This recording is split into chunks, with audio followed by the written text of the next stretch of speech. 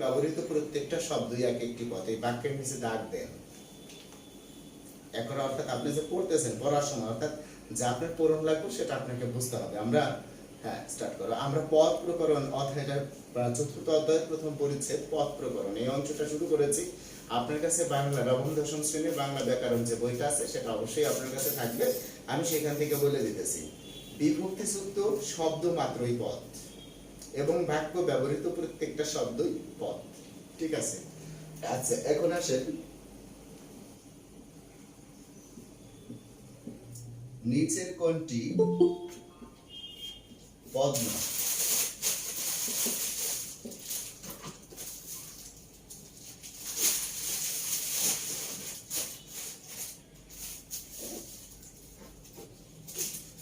ক সুলতান,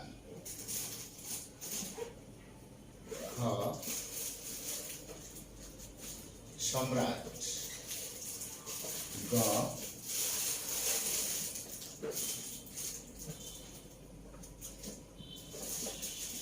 কাস, ঘ কোনটি নয়। আচ্ছা, নিচে কোনটি পদ নয়? এখানে সুলতান, সম্রাট, কাস এবং ঘ নম্বরে লেখা হয়েছে কোনটি নয়। কি বলেন আপনি, কোনটা আসলে কেউ বলতে পারবে? কোনটা অ্যান্সার?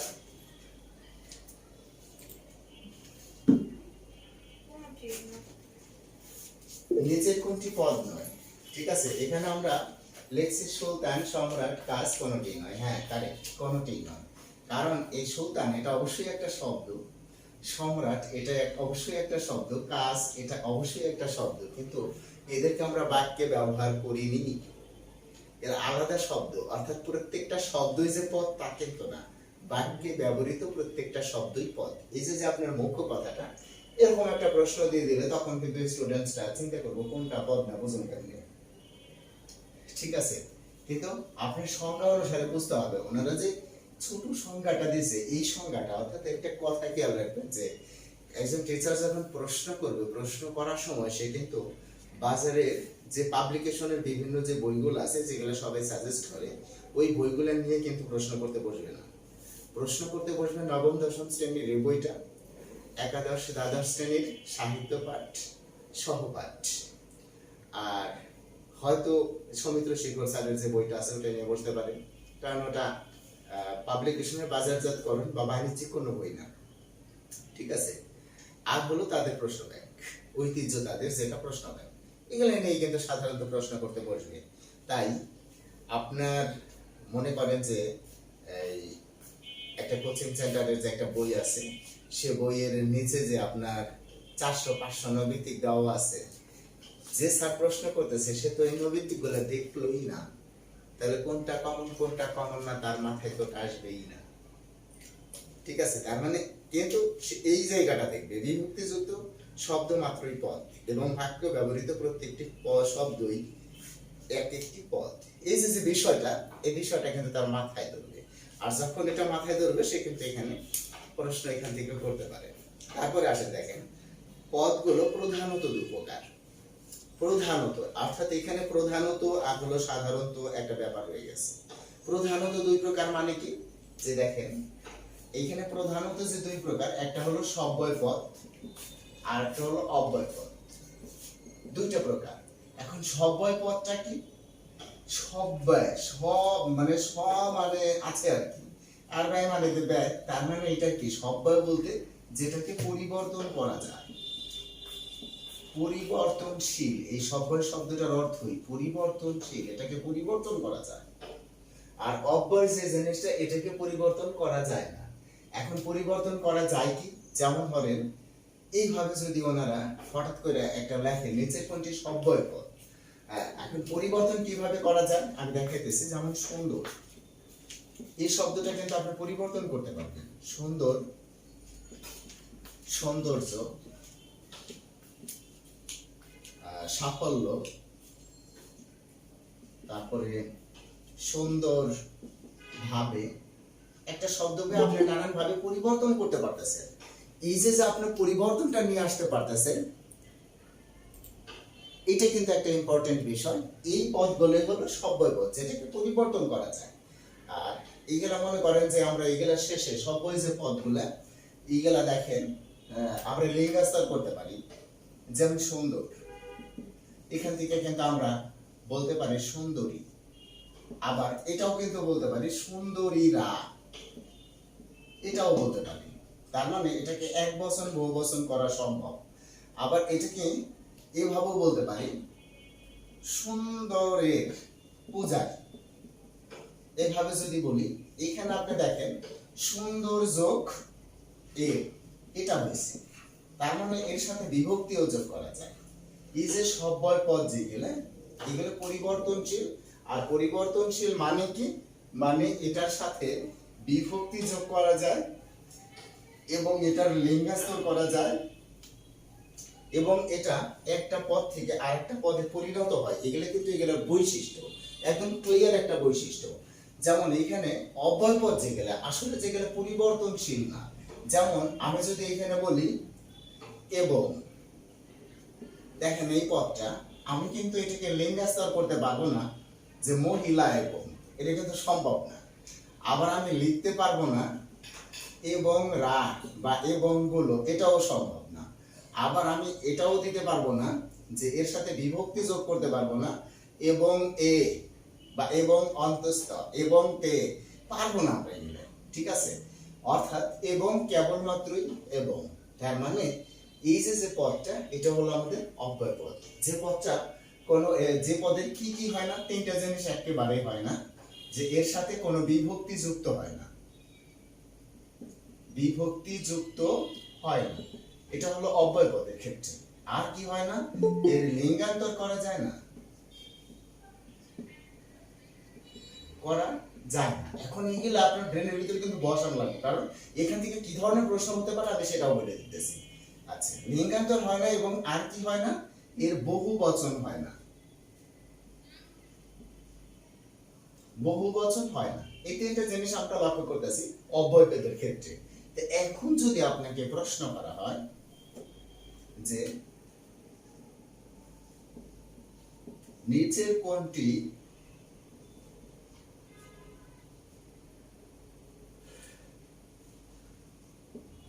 সব্যয় পদ নয়, এই ধরনের প্রশ্ন বেশি আসে, তখন আপনাকে কিন্তু এরকম দিয়ে দেবে যে তারল্য, খদিল,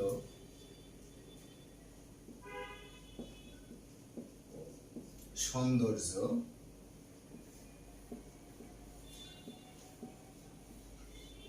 যেহেতু, ঘদিল, রেখো। আচ্ছা, এখন কিন্তু আপনার কাছে ধরা পড়তেছে বিষয়টা। তরল থেকে তারল্য আসছে, সুন্দর থেকে সৌন্দর্য আসছে, রাগ থেকে রেখো আসছে, কিন্তু যেহেতু জেদ থেকে কিন্তু যেহেতু আসে নাই, এই ধরনের কোনো কিন্তু নিয়ম নাই। তার মানে আমরা কিন্তু এখানে বুঝতে পারতেছি যে আমাদের নিচের কোনটি সব্যয় পদ না। জি, বিষয়টা আমার মনে হয় ক্লিয়ার। অর্থাৎ আপনি কে যখন আপনি পড়বেন, পড়ার সময় দেখবেন যে ওনারা যা বলছে তার সাথে আপনি, যেমন পদ প্রধানত কত প্রকার আপনি মুখস্থ রাখলেন, 2 প্রকার, ঠিক আছে। এটা কিন্তু আপনি ভুলেও যেতে পারেন, কিন্তু এরকম যদি 2-1টা নৈবেত্তিকের আপনি সহযোগিতা নেন, সেক্ষেত্রে আপনি ভুলে যাওয়া তো দূরের কথা, ঠিক আছে। এই ধরনের এক্সাম্পল গুলো আপনি কিন্তু তৈরি করতে পারবেন। অর্থাৎ যে লাইনটা ইম্পর্টেন্ট, সে লাইন থেকে আপনি তৈরি করবেন নৈবেত্তিক, যেটা আপনাকে পূর্ণ সহযোগিতা করবে। আচ্ছা, এরপরে আসেন সব্যয় পদ 4 প্রকার।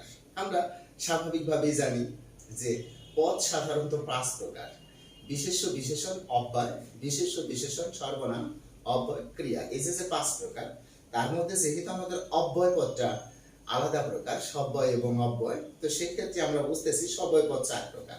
এখন প্রশ্ন আসতেই পারে কিন্তু সব্যয় পদ কত প্রকার?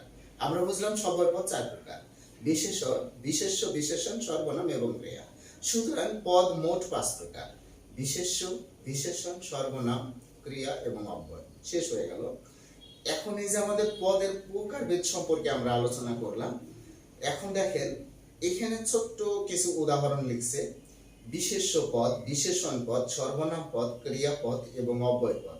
এগুলো দরকার না, কারণ এগুলো আপনারা মোটামুটি বুঝেন, কিন্তু আপনার এখানে বুঝতে হবে যে আপনার বিশেষ্য যে পদটা, বিশেষ্য পদ, ঠিক আছে, এই পদের মূল ব্যাপারটা আপনাকে এখানে বুঝতে হবে। বিশেষ্য পদ অর্থাৎ আমরা জানি কোনো কিছুর নামই কিন্তু বিশেষ্য পদ, নাম যেটা সেটাই কিন্তু বিশেষ্য পদ।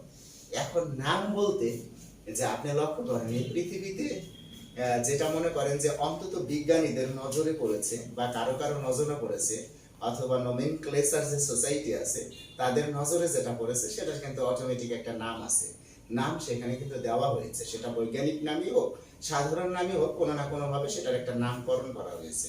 আর নামকরণ করা হয়েছে মানে সেখানে কিন্তু একটা নাম আছে, নাম আছে। ঠিক এজন্যই আমি যেটা বলতেছি যে আসলে কিন্তু সব কিছুরই নাম আছে। আপনি যে ক্রিয়াপদ বলতেছেন, এটাও কিন্তু এরও কিন্তু এই ক্রিয়াপদেরও একটা নাম আছে, বিশেষণ পদেরও একটা নাম আছে, অব্যয় পদেরও একটা নাম আছে।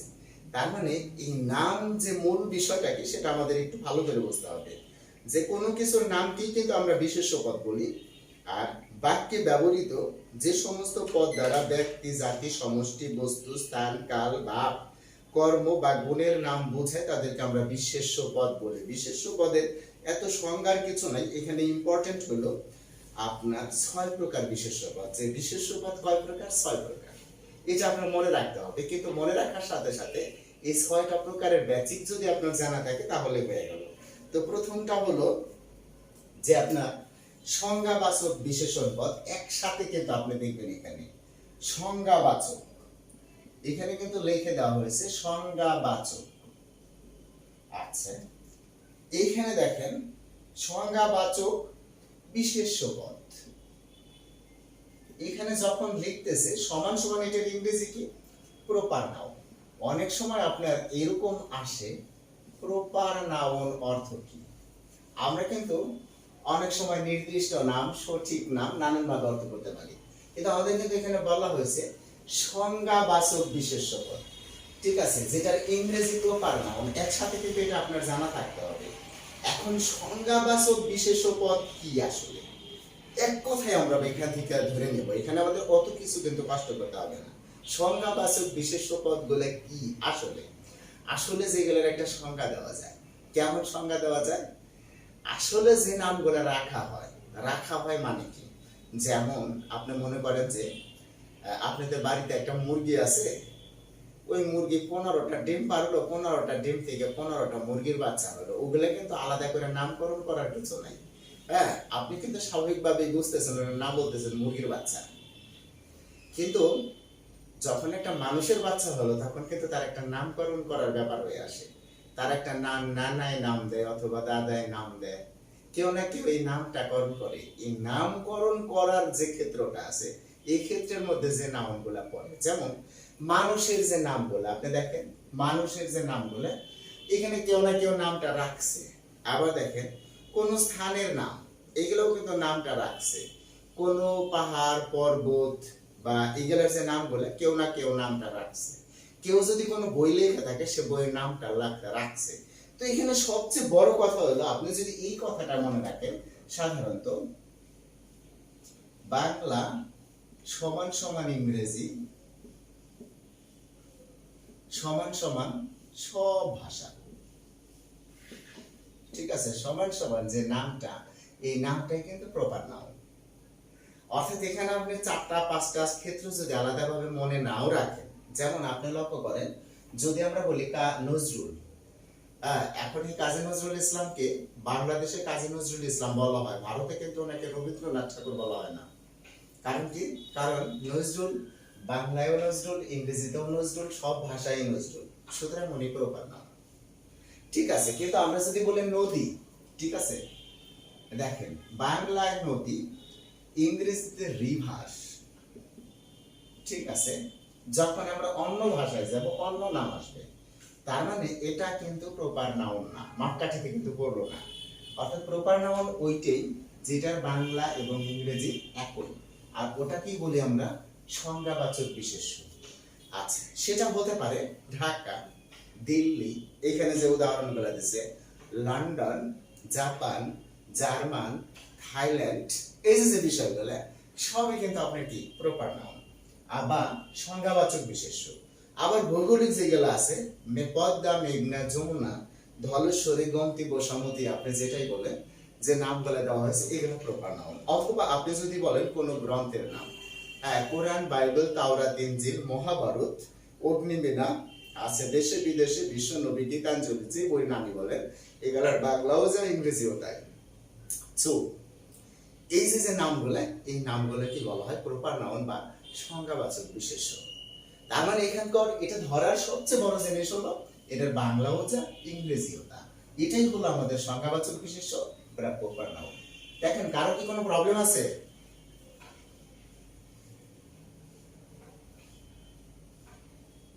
একটু রেসপন্স করেন, একজন একটু রেসপন্স। No sir. আচ্ছা, ধন্যবাদ। অর্থাৎ আপনি এখান থেকে আমি যেটা বলতেছি আপনি যেন বিষয়টা ক্লিয়ার জানেন, একদম ক্লিয়ার। আপনি শুধু আপনি শুনলেন যে বিশেষ্য পদ 6 প্রকার, এটা তো মনে রাখতে হবে। কিন্তু আপনি যদি এই 6টা প্রকার যদি আপনি জানেন সেটা হলো, তাহলে কিন্তু আপনার কাছে বিষয়টা ক্লিয়ার হয়ে আসতেছে। এরপরে হলো জাতিবাচক। জাতিবাচক মানে কি? যেটা বললে আপনার পুরো জাতটাকে বোঝায়। জাতিবাচক বিশেষ্য, যেটাকে আমরা ইংরেজিতে কিন্তু জানি কমন নাউন। জাতিবাচক বিশেষ্য। আচ্ছা, এখন জাতিবাচক মানে কি? যেটা বলার সাথে সাথে একজনকে বোঝাবে না। যদি আমরা বলি মানুষ, আচ্ছা, এই মানুষ বলতে পুরো মানব জাতিকে বোঝানো হচ্ছে, তাই এটা হলো জাতিবাচক বিশেষ্য। তবে এখানে সবচেয়ে কমন বৈশিষ্ট্য হলো, দেখেন, মানুষ, এটা কিন্তু বাংলা ইংরেজি একই না, আলাদা। ঠিক আছে, এই যে মানুষ বাংলা ইংরেজি একই না, এটা কিন্তু আলাদা। এবং আরো বৈশিষ্ট্য এটা কি আছে যে এটা কিন্তু সিন দেখা যায়। এই যে কমন নাউন যেটা আসতেছে এটা কিন্তু সিন দেখা যায়, আবার বাংলা ইংরেজি আলাদা। আর দেখা যায় কিন্তু যায়, এগুলো কিন্তু কাউন্টেবল, গণনাও করা যায়। ঠিক আছে, এই ধরনের যে নাউন গুলো আছে এগুলোই কিন্তু আমরা বুঝতেছি জাতিবাচক বিশেষ্য বা কমন নাউন। ঠিক আছে, এখন এর মধ্যে আপনি যাই নিয়ে আসে, যেমন আপনি দেখেন নিয়ে আসলেন মানুষ, অবশ্যই জাতিবাচক বিশেষ্য। আচ্ছা, যদি নিয়ে আসেন গরু, জাতিবাচক বিশেষ্য।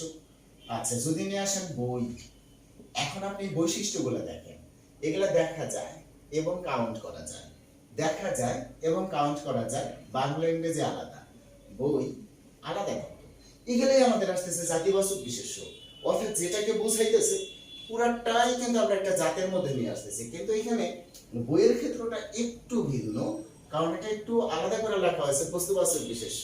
একটু আমরা পর্যায়ক্রমে আসলে সেটা আমরা কিন্তু বুঝতে পারবো। তাই জাতিবাচক বিশেষ্য বলতে আমরা যেটা বুঝতেছি, যেটা আসলে ওরকম কোনো বস্তু না, প্রাণ আছে অথবা প্রাণ নাই, আমরা একটা নাম দিয়েছি, এরকম অনেক কিছুই আছে।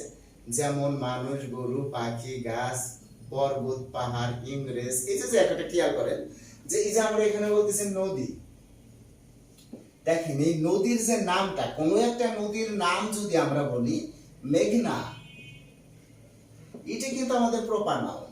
কিন্তু এটা কি, এটা জাতি কি, এইভাবে কিন্তু আমরা প্রশ্ন করতেছি জাতি কি, এটা রিভার, এই জন্য এটার নাম কি common noun. Proper noun, common noun, এই যে আমরা পর্যায়ক্রমে আসতেছি। তার মানে বাংলা এবং ইংরেজি একই সাথে কিন্তু আপনি বিষয়টা খুবই পরিষ্কার হয়ে যাওয়া উচিত। আচ্ছা, এরপরে ওনারা যেটা আমাদের ইংরেজির মধ্যে নাই, বস্তুবাচক বা দ্রব্যবাচক বিশেষ্য, এটা কিন্তু আমাদের ইংরেজির মধ্যে নাই ওইভাবে আছে, কিন্তু ওইভাবে দেওয়া নাই, বস্তুবাচক বা দ্রব্যবাচক। এই যে বস্তুবাচক বা দ্রব্যবাচক, এখানে যে কথাটা বলা আছে যে পদ কোনো উপাদানবাচক পদার্থের নাম বোঝায়, তবে বস্তুবাচক বা দ্রব্যবাচক মানে তাকে বস্তুবাচক বা দ্রব্যবাচক বলা হয়। ঠিক আছে, তো এইখানে আমরা যেটা বলতেছি বস্তুবাচক বা দ্রব্যবাচক, যেটা এটাকে কিন্তু আমরা ইংরেজিতে বলতেছি ম্যাটেরিয়াল নাউন।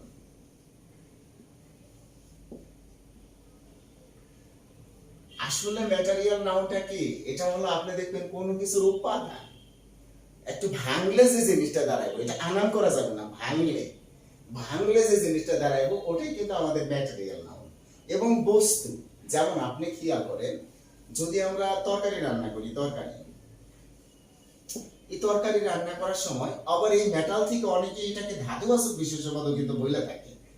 ধাতুবাচক বিশেষ করে আমাদের তরকারি রান্না করার সময় আমাদের কি লাগে? লবণ লাগে, পানি লাগে, আর কি লাগে? তৈল লাগে। এই যে বিষয়গুলো লাগে, এখন দেখেন এগুলো কিন্তু সবই তরকারির উপাদান, আর এই সবগুলোই কিন্তু আমাদের বস্তুবাচক বিশেষ্য বা দ্রব্যবাচক বিশেষ্য। এবং বিশেষ করে আমাদের বিজ্ঞানের মধ্যে যারা আমরা সায়েন্সের স্টুডেন্ট সবাই জানি, বিজ্ঞানের যে আমাদের 109টা যে মৌলিক পরমাণুগুলো আছে, পরমাণু যে আপনার বিশেষ করে এর মধ্যে ধাতুগুলো যেগুলো আছে আমাদের sodium, aluminium, magnesium, scandium, vanadium, এই যে যেগুলো আপনার নাম বলতেছে, এই সমস্ত গুলোই কিন্তু আমাদের কোন ধরনের নাম? সেটা বস্তুবাচক বা দ্রব্যবাচক নাম। হ্যাঁ, তাই দেখেন এর মধ্যে কিন্তু আপনার অনেকটাই বলে দিছে ওনারা, যেমন বই, খাতা, কলম, থালা, বাটি, হ্যাঁ, মাটি, চাল, চিনি, লবণ, পানি, এই সবগুলো। তো সবচেয়ে বড় কথা হলো এখানে বস্তুবাচক বা দ্রব্যবাচক যে নাউনটা, এর মূল বৈশিষ্ট্য হলো দেখেন নট কাউন্টেবল।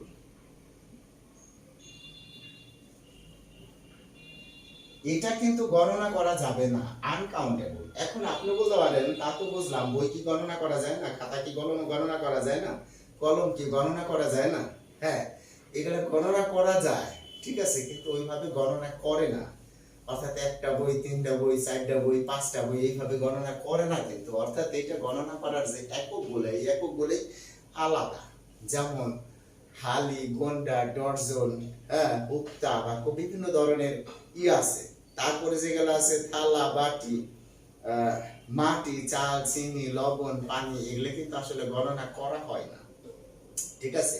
এগুলো সাধারণতই আমরা কি করি? পরিমাপ করি, একটা পরিমাপের উপরে নির্ভরশীল। অর্থাৎ যেটা গণনা করা যায় অথচ গণনা করি না, একটা পরিমাপ দ্বারা আমরা নির্ধারণ করি যেটাকে, সেটাও কিন্তু আমাদের গণনার মধ্যে পড়ে না, সেটাও কিন্তু আনকাউন্টেবল। যেমন গোলালু, আমরা বলি পটেটো, গোলালু, টমেটো, ঠিক আছে, এই যে যেগুলো আছে এগুলো চাইলে কিন্তু আমরা গণনা করতে পারি। কিন্তু আপনি বাজারে যে যদি বলেন যে আমাকে 50টা গোলালু দেন, ঠিক আছে, সেখানে যে বিক্রি করতেছে সে কিন্তু দামটা নির্ধারণ করা তার জন্য কষ্টকর হয়ে পড়বে। দামটা কেন নির্ধারণ করা কষ্টকর হয়ে পড়বে? কিসের জন্য? কারণ এটা কিন্তু গণনা করা হয় না সাধারণত, এটা কেজিতে মেপে মেপে বিক্রি করা হয়। এছাড়া আমাদের যেমন আছে যদি চাউলের যে ব্যাপারটা, এটা কিন্তু গণনা করা যায়, আপনি চাইলে 1টা 2টা করে গণনা করতে পারবেন। কিন্তু 1 কেজি চাউল মানে অনেকগুলো চাউল, কিন্তু যদি আমরা গণনা করতে চাই, তো আপনি যদি কোনো দোকানে যায় বলেন যে ভাই আমাকে 10,000 চাউল দেন, ঠিক আছে, এই বিষয়টা কিন্তু হাস্যকর বলে মনে হবে। তো এই সমস্ত দিকে আমাদের নজর দিতে হবে। তাই বস্তুবাচক বা দ্রব্যবাচক বিশেষ্য বলতে আসলে গেলে আনকাউন্টেবল, আমরা গণনা করি না বাট সিন দেখা যায়, এটা কিন্তু খেয়াল করবো, আনকাউন্টেবল বাট সিন মুখ্য বৈশিষ্ট্য। আর এটা হলো আমাদের বস্তুবাচক বা দ্রব্যবাচক বিশেষ্য। আরেকটা হলো আমাদের আসতেছে সমষ্টিবাচক বিশেষ্য। এটা হলো কতগুলো মিলে একটা দল হয়েছে। সমষ্টিবাচক বিশেষ্য ইংরেজিতে বলা হয় কালেকটিভ নাউন, ঠিক আছে। আর কালেকটিভ নাউন বলতে আমরা যেটা বুঝি সেটা হলো একটা টিম বা দল। যেমন আমরা যদি মাছ একসাথে যদি চলে তাহলে আমরা বলি ঝাঁক, গরু বাছুর একসাথে যদি চলে তাদেরকে আমরা বলি বহর। আর একটা মাঠের ভিতরে 10-12 জন মানুষ যদি একত্রিত হয় সেটাকে আমরা, ফুটবল খেলার জন্য একত্রিত হলো, সেটাকে বলতে পারি আমরা টিম। এছাড়া ধরেন আপনাদের ঢাকা স্টেডিয়ামের মাঠে 1000 ছাত্রদের একত্রে দাঁড় করায় তাদের মধ্যে আপনার 100 জনের সিল মারা দিল এরা পুলিশ। তার মানে এটাও কিন্তু অনেকগুলো মানুষ থেকে বাছাই করে নিয়ে একটা দল। তার মানে এই পুলিশের এটা কিন্তু একটা দল, আর্মির এটা কিন্তু একটা দল, সেনাবাহিনী এটা কিন্তু একটা দল, নৌবাহিনী এটা কিন্তু একটা দল, টিম এগুলো। তাই পুলিশ, আর্মি, আনসার, বিডিআর এই সমস্ত কিছু কিন্তু আমাদের কিসের মধ্যে আসে? সমষ্টিবাচক নাউনের মধ্যে। তাই দেখেন দল যেগুলো, সভা, জনতা, সমিতি, পঞ্চায়েত, পঞ্চায়েত মানে আগেকার দিনের যে সালিশ বিচার একসাথে কতগুলো মানুষ বসতো, মাহফিল আপনারা জানেন, ওয়াজ মাহফিল বা এই ধরনের আরো মাহফিল আছে। ঝাঁক, বহর, দল। বহর মানে যে গরু বা ছাগল এগুলো যখন একসাথে চলে আমরা বলি গেলে গরুর বহর বা ছাগলের বহর, দল। এই জিনিসগুলো আমাদের সমষ্টিবাচক বিশেষ্য। অর্থাৎ যখন কতগুলো কমন নাউন একত্রিত হয় তখন ওগুলোকে আমরা বলি হলো সমষ্টিবাচক বিশেষ্য, আর কিছুই না। আরেকটা দেখেন এরপরে আসেন ভাববাচক বিশেষ্য, তারপরে আমি সবগুলো সারমর্ম টান দিন মানে একসাথে। ঠিক আছে, ভাববাচক বিশেষ্য। ভাববাচক বিশেষ্য মানে কি? দেখেন কিছু বিশেষ্য পদ আছে, সেগুলো হলো, যেমন আপনি লক্ষ্য করেন যে একটা শব্দ আমি ব্যবহার করলাম খাওয়া। আপনি লক্ষ্য করেন এই খাওয়া শব্দটা, খাওয়া এই শব্দটা আপনার কাছে আপাত দৃষ্টিতে মনে হচ্ছে এটা ক্রিয়াপদ। হ্যাঁ ক্রিয়াপদ, কিন্তু আসলে এটা ক্রিয়াপদ না, এটা বিশেষ্য পদ। কেমনে?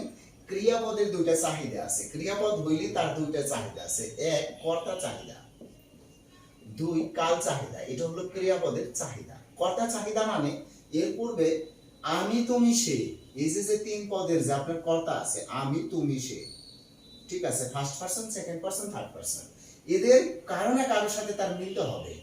আমি খাওয়া, তুমি খাওয়া, সে খাওয়া একটার সাথেও মিলে না, সুতরাং এটার কর্তা নাই, সুতরাং এটা ক্রিয়াপদ না।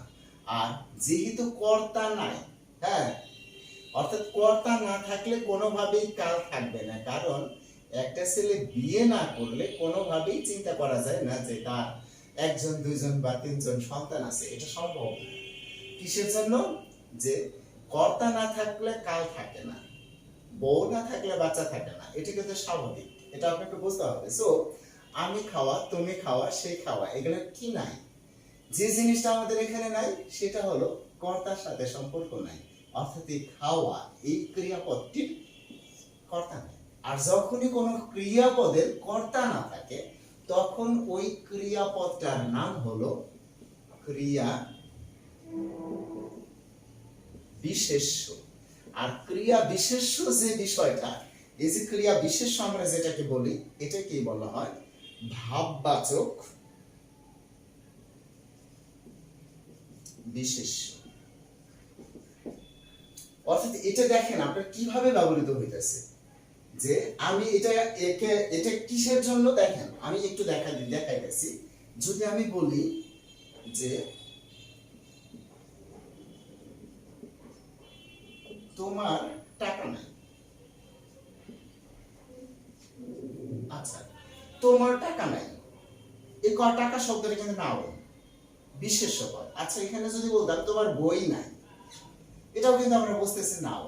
আচ্ছা আমি যদি বলতাম তোমার সন্তান নাই, আমরা বুঝতেছি কিন্তু এটা নাও। তো আমি যদি এখানে বলতাম তোমার খাওয়া নাই, এই শব্দটা কিন্তু আমরা অনেক ব্যবহার করি, তোমার খাওয়া নাই। তো এই ক্ষেত্রে তোমার কলম নাই, এই জায়গাটায় কলম যদি নাউন হইতে পারে, তোমার খাওয়া নাই, খাওয়া কেন নাউন না? এটাকেই কিন্তু আমরা বলি কি বিশেষ্য? কি বিশেষ্য? ভাববাচক বিশেষ্য, এবং অত্যন্ত সহজ। তার মানে এখানে খাওয়াটা হলো, আমরা একটু ভালো করে যখন বলি তখন এটাকে বলি ভোজন। ভোজন মানে কি? খাওয়ার কাজ, ঠিক আছে। এই যে এখানে দেখেন এরকম ভাববাচক বিশেষণ কতগুলো আছে, যেমন গমন, তার মানে বিষয়টা হলো যাওয়া, আমি যাওয়া, তুমি যাওয়া। এখানে যদি হঠাৎ করে নিচে লেখে এভাবে, নিচের কোনটি ভাববাচক বিশেষ্য, ঠিক আছে, সেই ক্ষেত্রে আপনার যদি এইভাবে ক নাম্বারে দেয় নিচের কোনটি ভাববাচক বিশেষ্য, যাওয়া এটা দিল, খ নাম্বারে দিল যাব, গ নাম্বারে দিল গেল, ঘ নাম্বারে দিব যেতে পারে। খুব ঝামেলা কিন্তু, ঠিক আছে। একটাও কিন্তু আপনার এখানে যদি সে বুঝতে না পারে তাহলে কিন্তু মিলবে না। ভাববাচক বিশেষ্য কোনটা? দেখেন এখানে যেমন যাব, আমি যাব মিলে গেছে, সে গেল মিলে গেছে, সে যেতে পারে, তুমি যেতে পারো, মিলে গেছে। কিন্তু আমি যাওয়া, তুমি যাওয়া, সে যাওয়া একটাও মিলে না। এই জিনিসটাই হলো ভাববাচক বিশেষ্য। তাই দেখেন এখানে যে কয়টা আছে উদাহরণ, অনেক সময় কিন্তু আমরা বিপদে পড়ি মূল কথাটা না বোঝার কারণে। গমন এটা হলো যাওয়ার ভাব বা কাজ, দর্শন দেখার ভাব বা কাজ, ভোজন খাওয়ার ভাব বা কাজ, শয়ন শোয়ার কাজ, দেখা শোনা, এটা কিন্তু সরাসরি লিখছে, যেমন দেখা শোনা, ঠিক আছে। এখানে শোনা এটাও কিন্তু সরাসরি লিখতে পারতো, শ্রবণ মানে শোনার কাজ। আবার এখানে দর্শন এটা কিন্তু লিখেই দিছে দেখার কাজ, সরাসরি এই যে যেমন এখানে আমরা বলতেছি যাওয়া, দেখা, খাওয়া, শোয়া, এই সবগুলোই হলো আমাদের ভাববাচক বিশেষ্য। তার মানে ক্রিয়াপদটা যখন বিশেষ্য পদের কাজ করে, অর্থাৎ ক্রিয়াপদটা যখন সাবজেক্টের সাথে মেলে না, বোঝা গেছে, কোনো নাউনের জায়গায় মিলে, নাউনের জায়গায় মিলে। কেমনে নাউনের জায়গায় মিলে? যেমন আমরা বলতেছি এরকম ভাবে, ধরেন আমি বললাম রহিম একজন ভালো ছেলে। ভেরি গুড, রহিম একজন ভালো ছেলে। তো এই ক্ষেত্রে রহিম এই শব্দটা কিন্তু বিশেষ্য পদ, প্রপার নাউন। ছেলে এটা কিন্তু আমাদের কমন নাউন, এটা কিন্তু প্রপার নাউন। তো এই নাউনের জায়গায় আমি যদি একটু ঘুরাই দিই, যে সাঁতার কাটা, সাঁতার কাটা একটি ভালো ছেলে, হয় না? কিন্তু আমি এখানে ছেলেটা বদলাই দিলাম, সাঁতার কাটা একটি ভালো ব্যায়াম বা শরীর চর্চা। এটা যখন আমি লিখলাম, দেখেন যার যার জায়গায় সেটা লিখেছি। এই যে সাঁতার কাটা অপ্রত্যয় যুক্ত যে শব্দটা এই সাঁতার কাটা শব্দটা কিন্তু সাবজেক্টের পরে মিলে না। আমি সাঁতার কাটা, তুমি সাঁতার কাটা, সে সাঁতার কাটা, কিন্তু সাবজেক্ট যেই জায়গা বসেছিল, নাউন যে জায়গা বসে, ঠিক ওই জায়গা উনি বসার যোগ্যতা রাখে। ঠিক আছে, দেখেন সাঁতার কাটা একটি ভালো ব্যায়াম, এইখানে সাঁতার কাটা বাক্যে কি হিসেবে ব্যবহৃত হয়েছে? নাউন হিসেবে। কি নাউন এটা? এটাকেই আমরা বলতেছি ভাববাচক বিশেষ্য। আশা করি ভাববাচক বিশেষ্য ক্লিয়ার। এরপরে আসতেছি আমরা গুণবাচক বিশেষ্য। গুণটা কি? গুণটা হলো, দেখেন, যেটা মনে করেন যে গুণ বলতে অ্যাডজেক্টিভ, যেটাকে আমরা কিন্তু বলি অ্যাডজেক্টিভ, গুণ যে জিনিসটা সাধারণত। এখন গুণটা যদি আপনার নাউন বা প্রোনাউনের গুণ হয়, নাউন বা প্রোনাউনের যদি গুণ হয়, সেটা কিন্তু নাউন বা প্রোনাউনের পাশে মিশবে। আর যদি নাউন বা প্রোনাউনের গুণ না হয়ে গুণের নাম হয়, ঠিক আছে, তাহলে সেটা কিন্তু নাউন বা প্রোনাউনের পাশে মিশবে না, বরং, ঠিক আছে, ওই নাউন বা প্রোনাউন যখন অ্যাডজেক্টিভ আকার ধারণ করে তার সাথে মিশবে। যেমন আমরা যদি বলি সৎ, এই কথাটা বললাম সৎ। এখন যদি বলি রহিম সৎ, এখন আপনি লক্ষ্য করেন এটা হলো নাম আর এটা হলো গুণ। তার মানে এটা নাউন, এটা অ্যাডজেক্টিভ। আমরা বুঝতেছি, তার মানে নাউন আর অ্যাডজেক্টিভ পাশাপাশি বসতে পারে। আর এই ক্ষেত্রে অ্যাডজেক্টিভ সবসময়, অর্থাৎ নাউন আর প্রোনাউনকে যে বিশেষিত করে তার নামই কিন্তু অ্যাডজেক্টিভ। আচ্ছা, আমি যদি এখানে ঠাস করে লিখতাম সততা, তখন কিন্তু এটা গুণ না বাবু, এটা হলো গুণের নাম। এই জিনিসটি কিন্তু গুণের নাম। দেখেন এখন কিন্তু মিলে নাই, রহিম সততা মিলে নাই। কেন মিলে নাই? কারণ এটাও নাউন, এটাও নাউন, পাশাপাশি দুইটা নাউন মিলে নাই। কিন্তু আপনি কি যদি এটাকে অ্যাডজেক্টিভে পরিণত করেন, যখনই বলছেন রহিমের, এটা কিন্তু অ্যাডজেক্টিভ হয়ে গেছে। অর্থাৎ যখনই কোনো নাউনের সাথে আপনি বিভক্তি যোগ করবেন, ওটা হয় অ্যাডজেক্টিভ হবে অথবা অ্যাডভার্ব হবে, ঠিক আছে, কিন্তু কোনোভাবেই ওটা কিন্তু আর নাউন থাকবে না। সো এই যে রহিমের যখন আপনি বলছেন, তখন কিন্তু মিলে গেছে সততা। অথবা আপনি যদি এখানে ট্রান্সলেশন করতেন যে এইভাবে, যে রহিম ইজ অনেস্ট, অর্থ হলো রহিম সৎ। কিন্তু আপনি যদি বলেন রহিম ইজ অনেস্টি, অর্থাৎ রহিম সততা, তখন কিন্তু আর কথাটা মিলল না। হ্যাঁ, রহিম সততা মিলে নাই। কিন্তু আপনি যদি এখানে বলতেন রহিম হ্যাজ অনেস্টি, রহিমের সততা আছে, এখন কিন্তু মিলে গেছে। তার মানে যেটা নাউন, অর্থাৎ একটা শব্দ থেকে যেটা নাউন, একটা হলো গুণ, এই শব্দটা কিন্তু অ্যাডজেক্টিভ, আর একটা হলো গুণের নাম, ঠিক আছে, গুণের নাম যেটা, সেটা কিন্তু নাউন। তাই গুণের নাম যেটা, সেটা হলো আছে ক্রিয়ার পরে মিশে, সাধারণত আছে, ঠিক আছে। এটার পূর্বে গুণের নামটা খুব সুন্দরভাবে মিলে, গুণের নামটা আর গুণটা মিলে কোন জায়গা? সরাসরি সাবজেক্টের পরে অথবা কোনো নাউনের পরে। অর্থাৎ ধরেন আমরা কোনো সাবজেক্ট বা নাউন ব্যবহার করলাম, সাবজেক্ট যাই ব্যবহার করে, এরপরে হলো গুণের নামটা, এই জায়গা মিলে হলো গুণটা, মিলাই দেখবেন। আর আছে ক্রিয়ার আগে এখানে মিলে কিন্তু গুণের নাম। দেখেন আমি বলতেছি সৎ, এই শব্দটা সৎ আর হলো সততা, এই দুইটার মধ্যে কোনটা নাউন অর্থাৎ কোনটা বিশেষ্য পদ, বিশেষ্য পদ আর কোনটা বিশেষণ পদ আপনি কিন্তু সবই সহজে বলতে পারবেন। আর এটা আমাদের আসতেছে হলো অ্যাডজেক্টিভ, অর্থাৎ বিশেষ্য পদ যেটা সেটা হলো আছে ক্রিয়ার পূর্বে মিলাইবেন, আর বিশেষণ পদ যেটা সেটা সাবজেক্টের পরে মিলাইবেন। সাপোজ আপনি লক্ষ্য করেন সততা, যেমন সততা আছে, কিন্তু আপনি যদি বলেন সৎ আছে সেটা কিন্তু মিলে না। রহিমের সততা আছে, করিমের সততা আছে, মেলানো যায়। আবার রহিম সৎ, কিন্তু আপনি বলতে পারবেন না রহিম সততা করিম সততা, এটা কিন্তু কোনোভাবেই সম্ভব না। এই জায়গাটা আপনাকে পরিষ্কার হতে হবে। তাই আপনি খেয়াল করেন যে এইখানে গুণবাচক বিশেষ্য কোনগুলো, যেমন আপনি দেখেন এই গুণবাচক বিশেষ্য স্বাভাবিকভাবেই কিন্তু যখন বিশেষ্য এবং বিশেষণ নির্বাচন করতে বলা হয় এই জায়গা থেকে আসে। যেমন আপনি খেয়াল করেন মধুর মিষ্টতার গুণ, এখানে আসছে মধুরতা। আপনি দেখেন মধুর, এটা কিন্তু অ্যাডজেক্টিভ, আর নাউনটা কি আসতেছে মধুরতা, মধুরতা।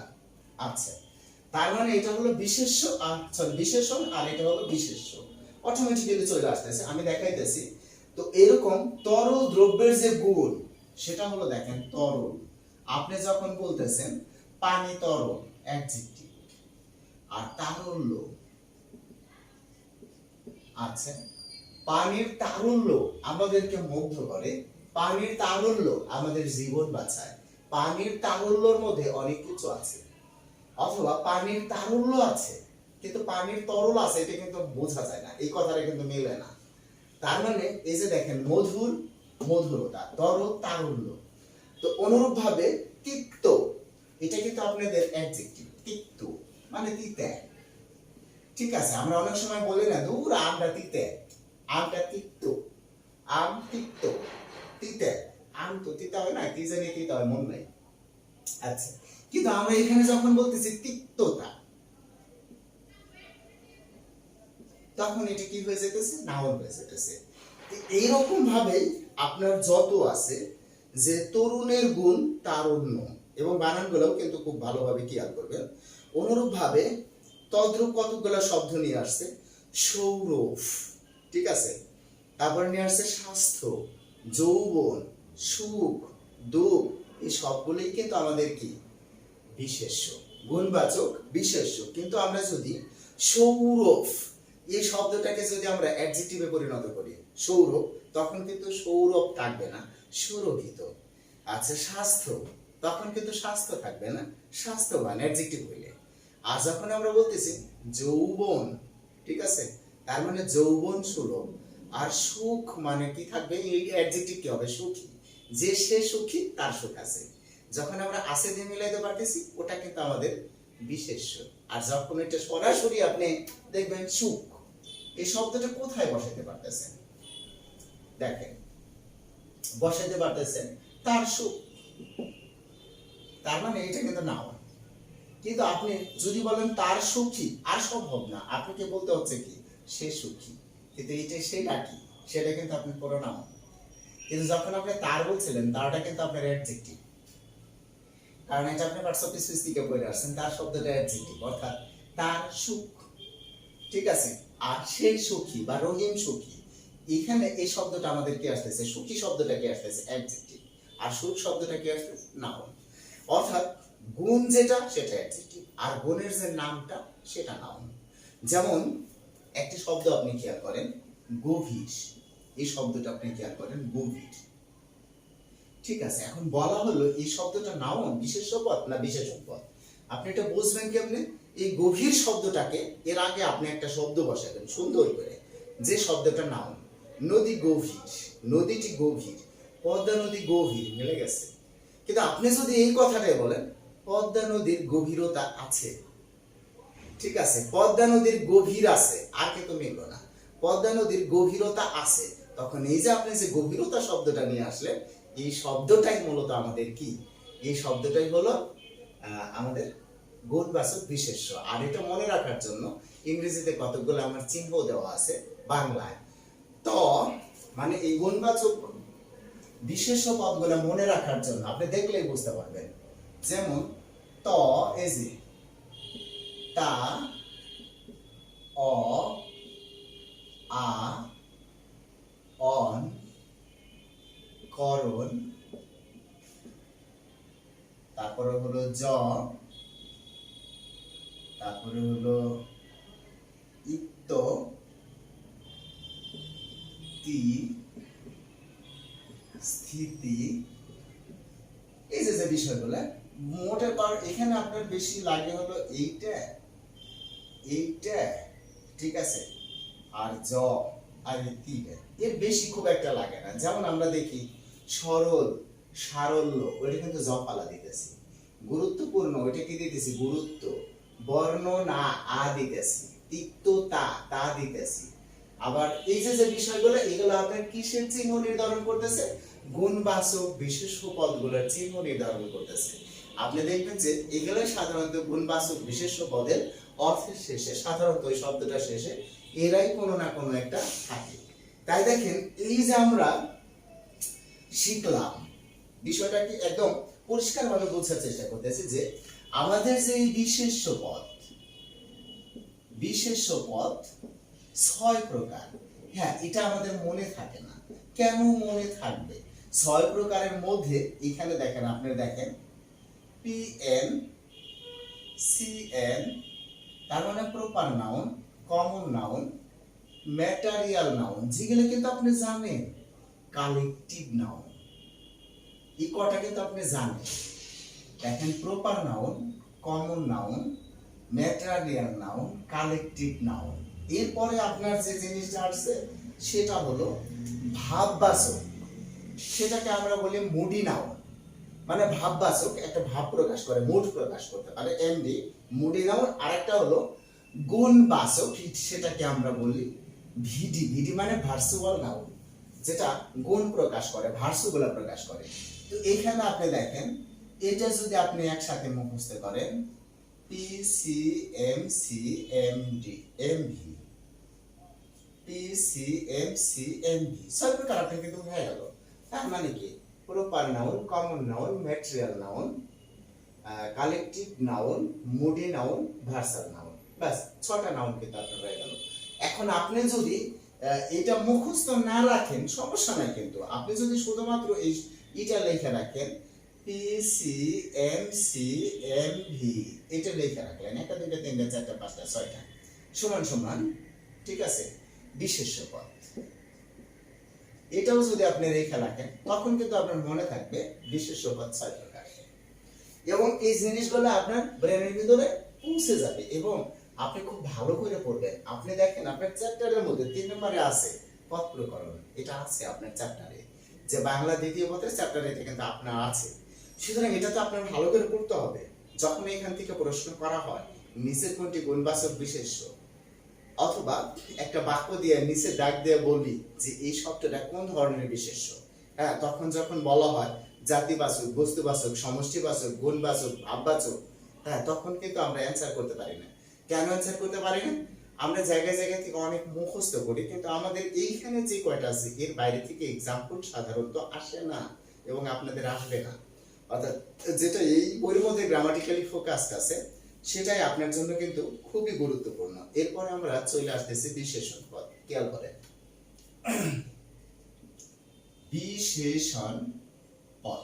আচ্ছা, আমরা কিন্তু এটা সবাই জানি, এটা আসলে অ্যাডজেক্টিভ। আচ্ছা, অ্যাডজেক্টিভ জিনিসটা কি আসলে একটু আমরা খেয়াল করলে হবে, যেটা নাউন আর প্রোনাউনকে বিশেষিত করে, অর্থাৎ নাউন আর প্রোনাউনের পাশে বসে তার সম্পর্কে কোনো তথ্য প্রদান করতে পারে, সেটাই কিন্তু আপনার বিশেষণ পদ। বিশেষণ পদ কিন্তু আর কিচ্ছু না। আপনি ধরেন এই জায়গায় লিখলেন আম, ঠিক আছে, এখন এই আম, এই শব্দটা আপনি ধরে নিতেছেন নাউন। এখন এই আমের সাথে আপনি কি মিলাইতে পারতেছেন? আপনি যদি বলেন একটি আম, হ্যাঁ, এই একটি শব্দটাও একটা বিশেষণ পদ। তবে কোন ধরনের বিশেষণ সেটা আমরা পরে বুঝতে পারবো। আপনি দেখেন এটার সাথে কোনটা মিলে। আমরা যদি বলি পোকা আম বা পোকায় ধরা আম, পোকা আম, তো এখানে কিন্তু এখন এই পোকা শব্দটা অ্যাডজেক্টিভ হিসেবে ব্যবহৃত হয়েছে। এখন যদি আমি বলি রাজশাহীর আম, দেখেন রাজশাহী শব্দটা কিন্তু প্রপার নাউন, কিন্তু যখন বলা হয়েছে রাজশাহীর বয়সটা যোগ করে দেওয়া হয়েছে, এটা কিন্তু এখন অ্যাডজেক্টিভ হয়ে গেছে। রাজশাহীর আম, এখানে রাজশাহী বলতে রাজশাহী বুঝাইতেছে না, এটা এক ধরনের আমকে বুঝাইতেছে, আমকে। তবে রাজশাহীর আম বলতে যেটা বুঝাইতেছে যে এই আমটা রাজশাহীতে পাওয়া যায়, এটা বুঝাইতেছে। কিন্তু এখানে মূল ফোকাস বিন্দুটা কিন্তু আপনার আম। তো যেটাকে উপলক্ষ করে শব্দ বসে, সেটা যদি হয় নাউন, যে শব্দটা বসলো কাউকে উপলক্ষ করে, ওই শব্দটা কিন্তু আমাদের অ্যাডজেক্টিভ। এখন এই আম, এটা হলো নাউন, এটাকে উপলক্ষ করে শব্দের এই পাশেই বসান আর এই পাশেই বসান।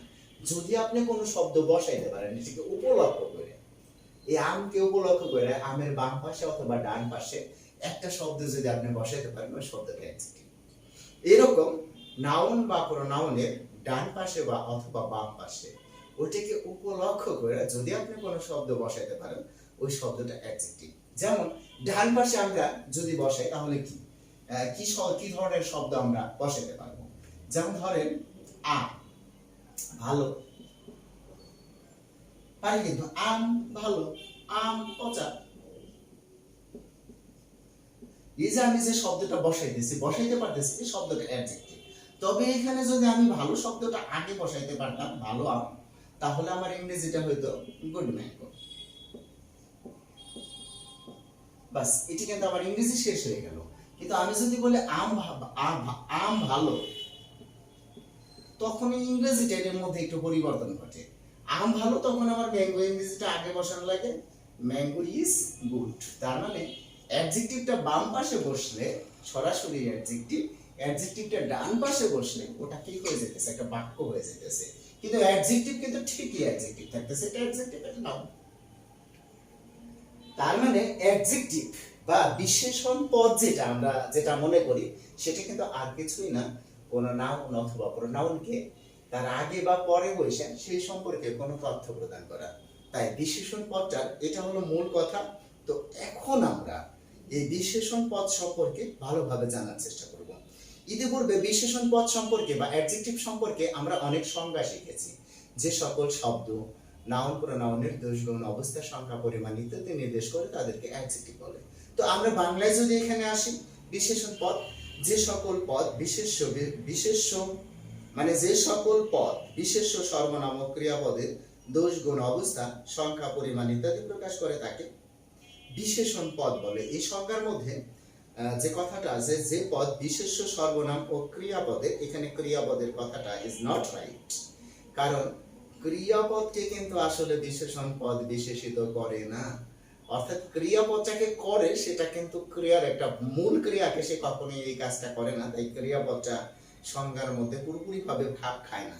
তো যাই হোক, আমি এখানে নিয়ে আসতেছি। দেখেন এখানে একটা কথা আছে যে ওনারা দেখেন লিখছে, ধরেন আমি এখানে লিখলাম পাখি, পাখি সম্পর্কে আমি লিখলাম উড়ন্ত পাখি।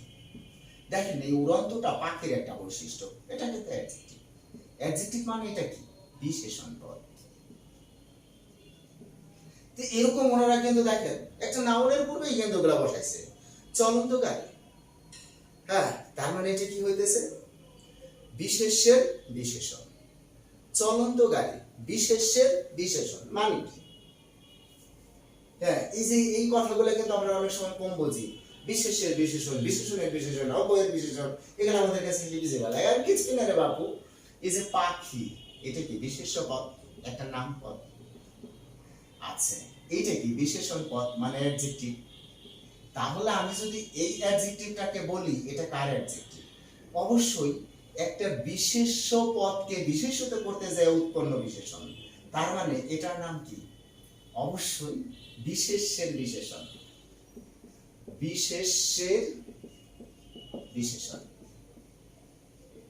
এই যেটার নাম, এই বিশেষণটা হলো একটা বিশেষ্যের বিশেষণ। কিন্তু এখানে যদি বলি আমি দয়াময় তুমি, তো আপনি কি দেখতেছেন না এটা একটা সর্বনাম পদ, নামের বদলে যেটা বসছে। এই যে দয়াময়, এটা তো অ্যাডজেক্টিভ, দয়াময় তুমি। এবার তার মানে কি আসতেছে? এটাকে আমরা বলতেছি সর্বনামের বিশেষণ। দেখেন কি সুন্দর করে লেখা আছে, করুণাময় তুমি সর্বনামের বিশেষণ।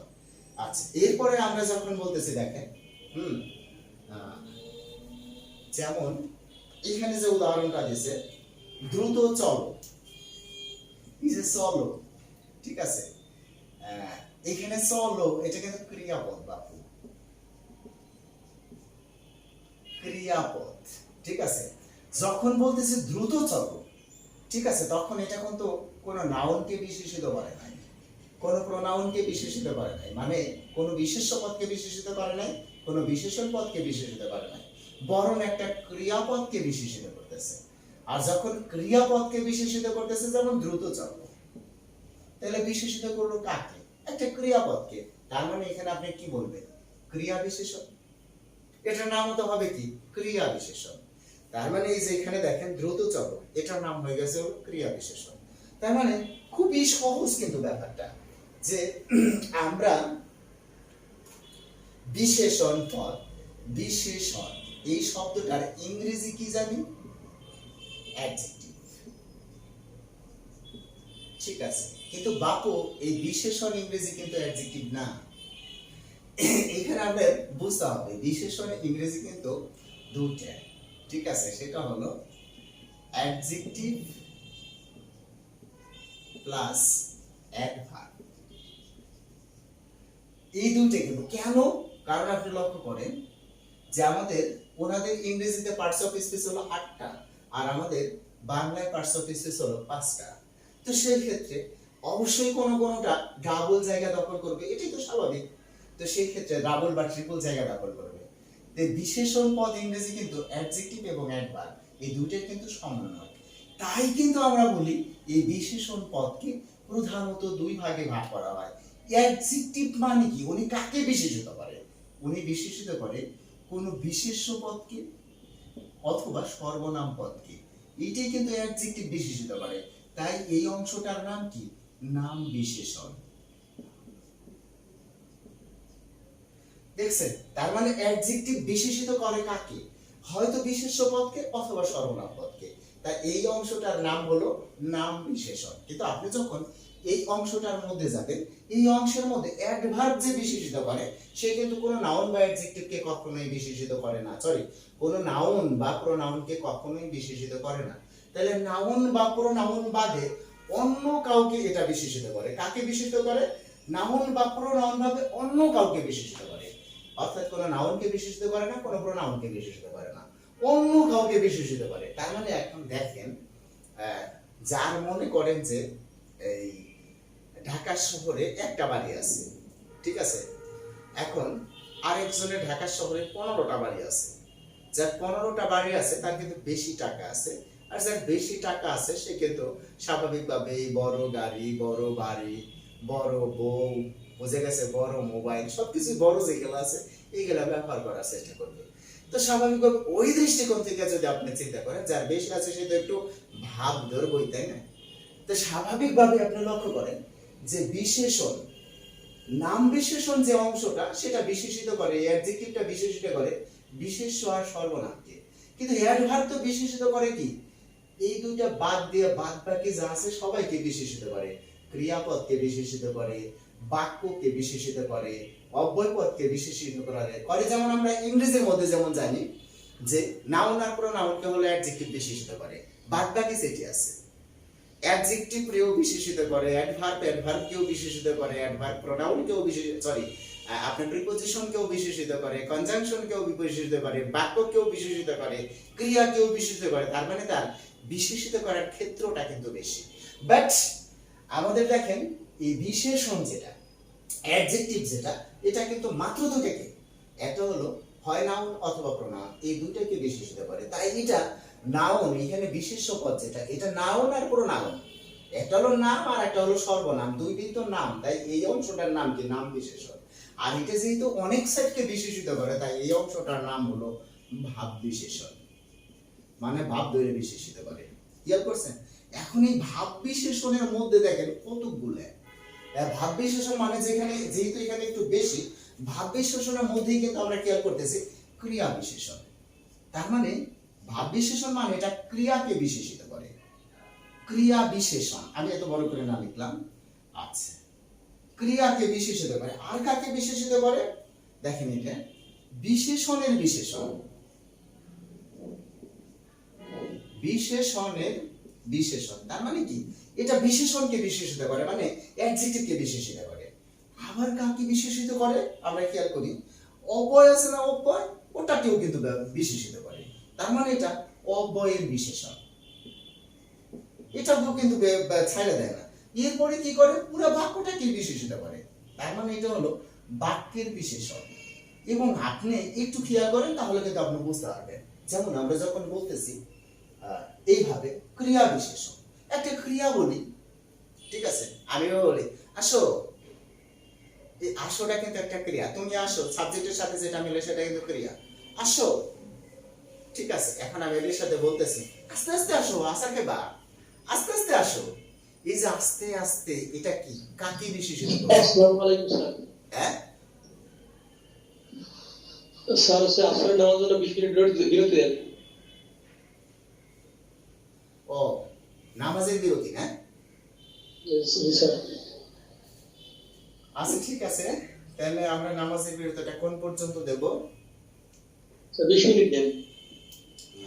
আচ্ছা তাহলে এখন যে বাজে, তাহলে আমরা 5:25 পর্যন্ত, নাকি বলেন? জি স্যার। আচ্ছা ঠিক আছে সবাই। স্যার। হ্যাঁ, ক্লাস কি আপনাদের ভালো লাগতেছে না ইবিজিবি লাগতেছে? জি স্যার, ভালো লাগছে স্যার। ভালো লাগছে স্যার। আচ্ছা তাহলে আপনারা সবাই ক্লাসে জয়েন করেন। আপনাদের ক্লাসের স্বতঃস্ফূর্ত অংশগ্রহণ কিন্তু মনে করেন যে আমাকে ক্লাস নিতে উৎসাহিত করে। জি স্যার, অবশ্যই। ভাবে আছে, সেটা হইলো অটোমেটিক্যালি কিন্তু আমি আপনাদেরকে দেখিয়েছি একটা কথা। এখানে একটা কথা থাকে অ্যাডজেক্টিভ। যদি আপনার কখনো আসে অ্যাডজেক্টিভ শব্দের বাংলা অর্থ কি, শুধু বিশেষণ থাকলে উহা কিন্তু কারেক্ট না। অ্যাডজেক্টিভ শব্দের বাংলা অর্থ নাম বিশেষণ, আর অ্যাডভার্ব শব্দের বাংলা অর্থ হলো ভাব বিশেষণ। তার মানে আমরা এখানে অ্যাডভার্বের প্রকারভেদ নিয়ে আলোচনা করছিলাম বা ভাব বিশেষণের প্রকারভেদ নিয়ে আলোচনা করছিলাম। তো সেই ক্ষেত্রে আমরা খেয়াল করতেছি ক্রিয়া বিশেষণ। ক্রিয়া বিশেষণ মানে যখন ক্রিয়াকে বিশেষিত করে। এখন ক্রিয়া বলতে কোন ক্রিয়া যেটা আসলে ক্রিয়া? যাবো, আমি যদি বলে যাও, এই কথাটা বলছি, তখন এটা কিন্তু একটা সাবজেক্ট আছে, উজ্জ আছে, সেটা হলো তুমি যাও, একটা উজ্জ আছে। তো এই যাও ক্রিয়ার আগে যদি আমি বলি এখন যাও, এই যে এখন যে শব্দটা, এটা কিন্তু আমার ক্রিয়া বিশেষণ, অর্থাৎ এই যাও ক্রিয়াটাকে বিশেষিত করেছে। তো এখনটা হলো ক্রিয়া বিশেষণ। ক্রিয়াকে যখন বিশেষিত করবে তখন এটার নাম হলো ক্রিয়া বিশেষণ। আবার ধরেন আমরা বলতেছি ধীরে চলো, ধীরে চলো, তো আমরা যখন বলতেছি চলো, লেটস গো, ধীরে চলো, এই যে আমি ধীরে যে শব্দটা ব্যবহার করলাম, এই শব্দটাই কিন্তু আমার হলো ক্রিয়া বিশেষণ। এরপরে এগুলা কিন্তু ভাব বিশেষণের প্রকারভেদ। তো আমি যদি বলি, তো এই ক্ষেত্রে আমাদের যে এক্সাম্পল গুলো আছে, এই এক্সাম্পল গুলো যদি তুলে ধরি, যে বিশেষণের বিশেষণ আবার কি?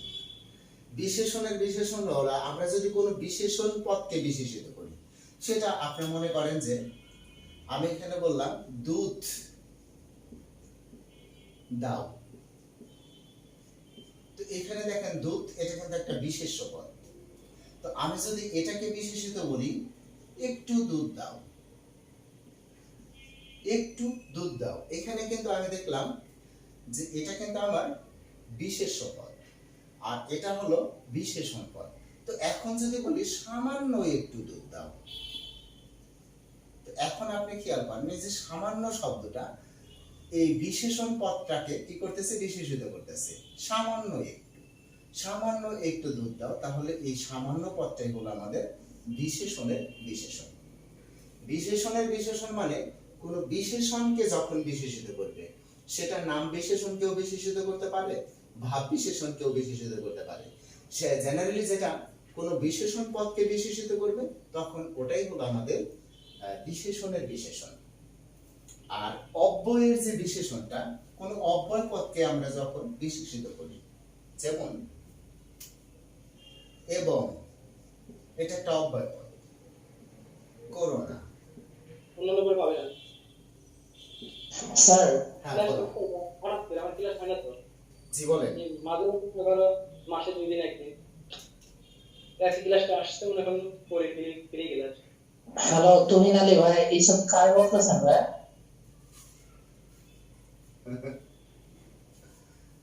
আচ্ছা ঠিক আছে, স্যার বলছিলেন একজন, কে যেন বলতে চাইলেন। আর আমি বলেন। স্যার যে বিশেষণের বিশেষণ যেটা বললেন যে সামান্য একটু দুধ নাও স্যার, এই স্যার এরকমই বিশেষণের বিশেষণ আরেকটা উদাহরণ দিয়ে একটু বোঝাই দিতেন। বিশেষণের বিশেষণ না? জি স্যার, এটা একটু ক্লিয়ার হয়তো। আচ্ছা আচ্ছা ঠিক আছে, আমি বলতেছি। দেখেন এখানে বললাম আমি দুঃখিত, এইভাবে বললাম আমি দুঃখিত। আচ্ছা আপনি লক্ষ্য করতেছেন এই দুঃখিত শব্দটা কিন্তু অ্যাডজেক্টিভ, আই এম স্যাড, এটা কিন্তু আমাদের অ্যাডজেক্টিভ। আমি দুঃখিত। এখন যদি বলে আমি খুবই দুঃখিত, তাহলে এটি কি হয়ে গেল? একটা বিশেষণকে বিশেষিত করলো, তাই খুবইটা কি? বিশেষণের বিশেষণ। কথাটা কি বুঝছি?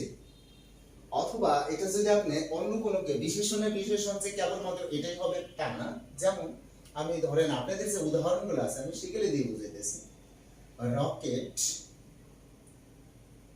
র র হবে না তো, রকেট দ্রুত চলে, এইভাবে আমি লিখলাম।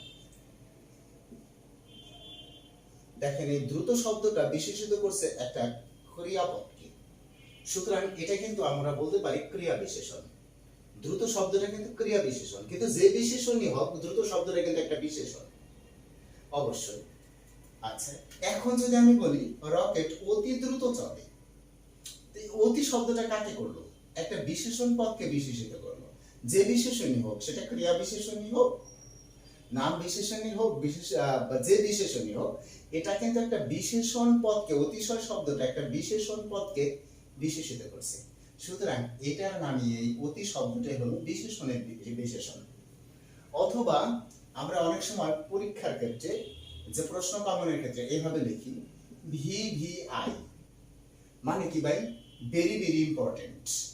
তো আপনি লেখেন খুব খুব গুরুত্বপূর্ণ, এটা কিন্তু এটা বাংলা অর্থ। খুব খুব গুরুত্বপূর্ণ মানে খুব গুরুত্বপূর্ণ।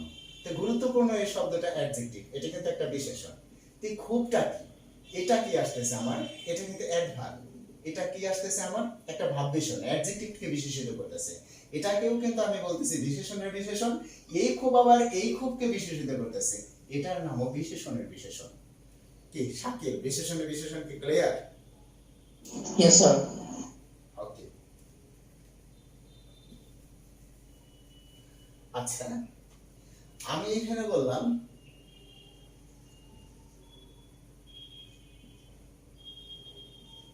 এবং বলো না, ঠিক আছে? এখন এই যে এবং শব্দটা, এটা কিন্তু আমরা জানি অব্যয় পদ। এবং শব্দটা একটা অব্যয় পদ। তো সেই ক্ষেত্রে আমি যখন বলতেছি এবং বলো না, ঠিক আছে? এখন এইখানে অনেক সময় কথা প্রসঙ্গে আমরা বলি কিন্তু বাইরে এবং এবং করেন না তো এত, ঠিক আছে? এখন যদি বলি এত এবং বলেন না, এত এবং বলো না, ঠিক আছে? তার মানে এটা কি একটা অব্যয় পদ, অব্যয় পদকে বিশেষিত করতেছে, তখন এটার নাম কি? অব্যয়ের বিশেষণ। আর এখানে সবচেয়ে বেশি আসে হলো ধিক তারে, ধিক তারে। এখানে তারে বলতে আপনার সরাসরি কোনো ব্যক্তিকে নির্দেশ করে নাই, হ্যাঁ, বা সরাসরি কোনো ঘটনাকে নির্দেশ করে নাই, এখানে কিছু ইঙ্গিত বহন করছে। অর্থাৎ ধিক তারে বলতে ভালো করে খেয়াল করবেন কিন্তু ধিক তারে, এই তারে শব্দটা কিন্তু অব্যয় এখানে। কেন? যে এই তারে শব্দ বলতে কোনো ব্যক্তিকে নির্দেশ করে নাই, কোনো ঘটনাকে নির্দেশ করে নাই, কোনো কার্যকে নির্দেশ করে নাই। ধিক তারে বলতে বোঝাইতেছে কোনো এক ব্যক্তি কোনো একটা কাজ করছে, যে কাজটা খারাপ হয়েছে সেই খারাপটাকে মনে রাখে, ওই বিষয়টাকে মনে রাখে উনি এখানে ধিক শব্দটা ব্যবহার করেছে, ঠিক আছে? ওই যে ওনার ভিতরের যে খারাপ যে দিকটা, যে বিষয়টা আছে, সেটাকে মনে রাখে উনি ধিক শব্দটা ব্যবহার করছে। তাই এটা কিন্তু একটা ভেতরের বিষয়, ভেতরের অব্যয় পদটাকে বিশেষিত করছে। তাই এখানে ধিকটা হলো অব্যয়ের বিশেষণ, ধিক তারে। অথবা অনেক সময় এরকম থাকে, ধিক্তারে শতদিক নির্লজ্জ যে জন, ধিক্তারে শতদিক নির্লজ্জ যে জন, এইভাবেও কিন্তু আমরা অনেক সময় পেয়ে থাকি। ঠিক আছে, এই যে আপনার ধিক্তারে শতদিক, এখানে ধিক যে শব্দটা আমরা ব্যবহার করতেছি এটাই হলো আমাদের অপর বিশেষণ। যদিও এটা আমাদের বুঝতে কষ্ট হয় এই কারণে এখানে তারে বলতে আমরা মানে কোনো ব্যক্তিকে বোঝা ফেলাই দিই, আসলে এখানে যে লোকটা আসছিল ওর ভিতরে যে কিছু কাজ হয়েছিল সেই কাজের মধ্য থেকে যে অব্যয় সূচক যেটা সে পরিবর্তন করতে পারতেছে না এমন কিছু। যেমন আপনার ভিতরে ধরেন একটা খারাপ অভ্যাস আছে, ঠিক আছে, আপনি গাঁজা খায় নিজেকে রাজা মনে করেন, এই যে আপনার একটা অভ্যাস, এটা আপনার কোনোভাবেই পরিবর্তন হচ্ছে না, তখন ওইটাকে কিন্তু গ্রামার বা মানে গ্রামাটিস্ট যারা আছে, ব্যাকরণবিদ যারা আছে, তারা কিন্তু এটাকে অব্যয় হিসেবে মূল্যায়ন করতেছে এবং তাকে অনুসরণ করে পূর্বে যে ধিকটা বসাইতেছে, ধিক তারে নির্লজ্জ যে জন, ঠিক আছে, এই ধিকটা আমাদের অব্যয়ের বিশেষণ। আমরা কি বুঝতে পেরেছি নাকি হিবিজিবি লাগতেছে? আচ্ছা, যাই হোক, না বুঝলে তো আপনারা রেসপন্স করবেনই। এরপরে আসি আমরা, আমাদের আছে হলো বাক্যের বিশেষণ। একটা পুরো বাক্যকে বিশেষিত করবে, এরকম যখন সিচুয়েশনটা চলে আসবে, পুরো বাক্যকে বিশেষিত করবে। কিভাবে পুরো বাক্যকে বিশেষিত করবে? ধরেন আপনি একটা লটারি ধরছেন, লটারিটা জিতেও গেছে, 40 লাখ টাকার লটারি, ঢাকা শহরে একটা বাড়ি করছেন, তারপরে বিশাল বড় ব্যবসা তৈরি করছেন। কেউ বলতেছে সৌভাগ্যক্রমে লোকটি লটারি জিতেছিল। এই যে সৌভাগ্যক্রমে, এটা কিন্তু পুরো বাক্যটাকে বিশেষিত করতেছে। কারণ আপনি লক্ষ্য করেন, সৌভাগ্যক্রমে সে লটারি জিতেছিল, সে লটারি জিতেছিল, ঠিক আছে, এই তার পুরো লটারি যেটা, এই পুরো বাক্যটাকেই কিন্তু কি করতেছে, সৌভাগ্যক্রমে এই শব্দটা বিশেষিত করতেছে, দুর্ভাগ্যক্রমে এই শব্দটা বিশেষিত করতেছে। বিশেষ করে কোনো বাক্যের পুরো একটা বাক্যের আগে যখন বৈশাখ পুরো বাক্যটাকেই প্রভাবিত করে, তখন ওটাকে বলা হয় বাক্যের বিশেষণ। তাই দেখেন আমাদের বিশেষণ 4 ধরনের। এই যে ভাব বিশেষণ, ঠিক আছে, এখানে কিন্তু আমাদের ভালো করে বুঝতে হবে, অ্যাডজেক্টিভটা হলো নাম বিশেষণ আর অ্যাডভার্বটা হলো ভাব বিশেষণ। তো এই ভাব বিশেষণ 4 ধরনের। একটা হলো ক্রিয়া বিশেষণ, বিশেষণের বিশেষণ, অব্যয়ের বিশেষণ, বাক্যের বিশেষণ। এরপরে আমার যে নাম বিশেষণগুলো আছে, এই নাম বিশেষণগুলোরও কিন্তু প্রকারভেদ আছে। তো এই যে এইখানে যে আলোচনাগুলো করছে, একদম সুস্পষ্ট ভাবে যে আলোচনাগুলো করছে, এগুলা কিন্তু আমরা পুঙ্খানুপুঙ্খানুভাবে খুব ক্লিয়ার বুঝে বুঝে পড়ুন রাখবো, যেটা আমরা করি না আসলে। যেমন দেখেন, এখানে আপনার কাছে নিশ্চয়ই বই আছে। আমরা এই প্রকারভেদগুলোর পরে যদি আমরা যাই, বিশেষণ পদ আমরা যে পড়ছিলাম, আলোচনার প্রেক্ষাপট আসছিল, বিশেষণ পদ হলো 2 ভাগে ভাগ করা হয়েছে, একটা হলো নাম বিশেষণ আর একটা হলো ভাব বিশেষণ। এখন কিন্তু আপনার মাথায় থাকবে বিশেষণ পদ 2 প্রকার, একটা ভাব বিশেষণ আর একটা হলো নাম বিশেষণ। কারণ একটা অ্যাডজেক্টিভ আর একটা হলো অ্যাডভার্ব। আপনার বিশেষণটা ক্লিয়ার ব্রেনে থাকবে। যদি কখনো এখন প্রশ্ন আসে বিশেষণ পদ কত প্রকার, আপনার বল হওয়ার কথা না। আচ্ছা, এরপরে আসেন এই নাম বিশেষণ। নাম বিশেষণ অর্থাৎ যখন নামকে আমরা বিশেষিত করি, নামকে মানে কোনো বিশেষ্য পদকে বা কোনো সর্বনাম পদকে যখন বিশেষিত করি, তখন তাকে নাম বিশেষণ বলে। এই নাম বিশেষণ, হ্যাঁ, ওনারা কিন্তু নাম বিশেষণের কতগুলো ভাগ লিখছে। আর নাম বিশেষণ মানে কি, সেটা হলো, দেখেন, একটা হলো আমরা সরাসরি বিশেষ্য পদকে বিশেষিত করি, আর একটা হলো সর্বনাম পদকে বিশেষিত করি। তাই আমরা যদি বিশেষ্য পদকে বিশেষিত করি, তাহলে আমরা ওটাকে কি বলবো, বিশেষ্যের বিশেষণ। আর যদি সর্বনামকে বিশেষিত করি, তাহলে ওটাকে আমরা বলবো সর্বনামের বিশেষণ। এই কিন্তু আমাদের এই নাম বিশেষণের 2টা ধারা আছে। যেমন বিশেষ্যের বিশেষণ, এটা যদি আমরা বলি যে একটা বিশেষ্য পদ আপনি নিলেন, আম নিলেন, নিয়ে এসে আপনি এখানে বললেন পাকা আম, এটি কিন্তু আপনার বিশেষ্যের বিশেষণ। আর যখন আপনি এখানে বলতেছেন সে, এখানে লিখলেন দয়ালু সে,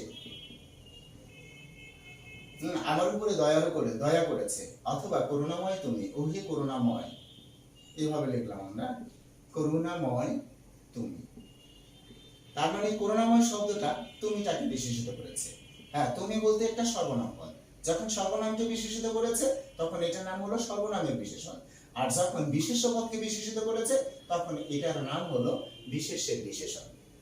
এই দুই ধরনের বিশেষণ আমরা কিন্তু এখানে পেয়েই থাকি। তো এইখানে আপনার দেখেন নাম বিশেষণের প্রকারভেদ, নাম বিশেষণের প্রকারভেদে এখানে দেখেন 9টা দিয়ে দিছে। রূপবাচক, গুণবাচক, অবস্থাবাচক, সংখ্যাবাচক, ক্রমবাচক, পরিমাণবাচক, অংশবাচক, উপাদানবাচক, প্রশ্নবাচক, নির্দিষ্ট থাকে একক, 9টা দিছে। তো এখান থেকে ওনারা প্রশ্ন করে ঠিক এরকম ভাবে, তাজা মাছ খাইতে খুব ভালো লাগে, এখানে তাজা কোন ধরনের বিশেষণ? বিশেষণ। তখন এই জায়গায় আপনার চলে আসে রূপবাচক, গুণবাচক, অবস্থাবাচক, ক্রমবাচক। তখন আমরা কিন্তু এগুলা আউলিয়ে ফেলি, আর এগুলাকে কোনোভাবেই আওড়ানো যাবে না। আর এটা যে 9 প্রকার, হ্যাঁ, এটা দেখেন প্রথমটা হলো রূপবাচক। রূপ মানে কি? রূপ মানে হলো রং। দেখেন এই রূপ মানে হলো রং। রং মানে কি? সাদা, কালো, নীল, নীল, এগুলোই কিন্তু সাদা, কালো, নীল, সবুজ, হলুদ, বেগুনি, হ্যাঁ, এগুলো হলো কি আপনার রং।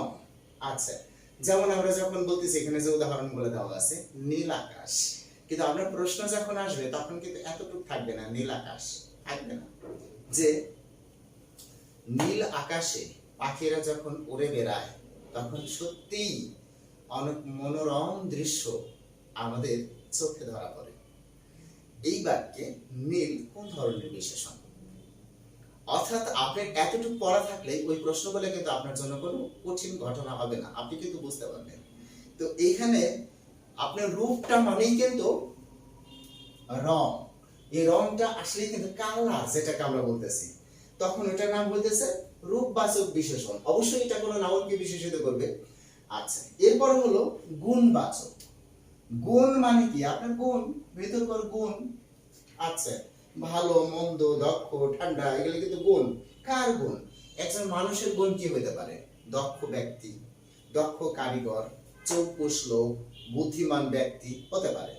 অথবা ঠান্ডা হাওয়া, ঠান্ডাটা কিন্তু এটা কি? বাতাসের গুণ। গরমটা কি? আগুনের গুণ। ঠিক আছে? এরকম ভাবে যে আপনার প্রত্যেকটারই কিন্তু একটা গুণ আছে। গুণ, যার যে গুণ সেটা বেছে বের করে নিয়ে আসা। ঠিক আছে? এরকম চৌকুশ লোক, যে তোমার মতো চৌকুশ লোক সত্যি আমার খুব ভালো লাগে। এখানে চৌকুশ কোন ধরনের বিশেষণ পদ? গুণবাচক। এরপরে অবস্থাবাচক।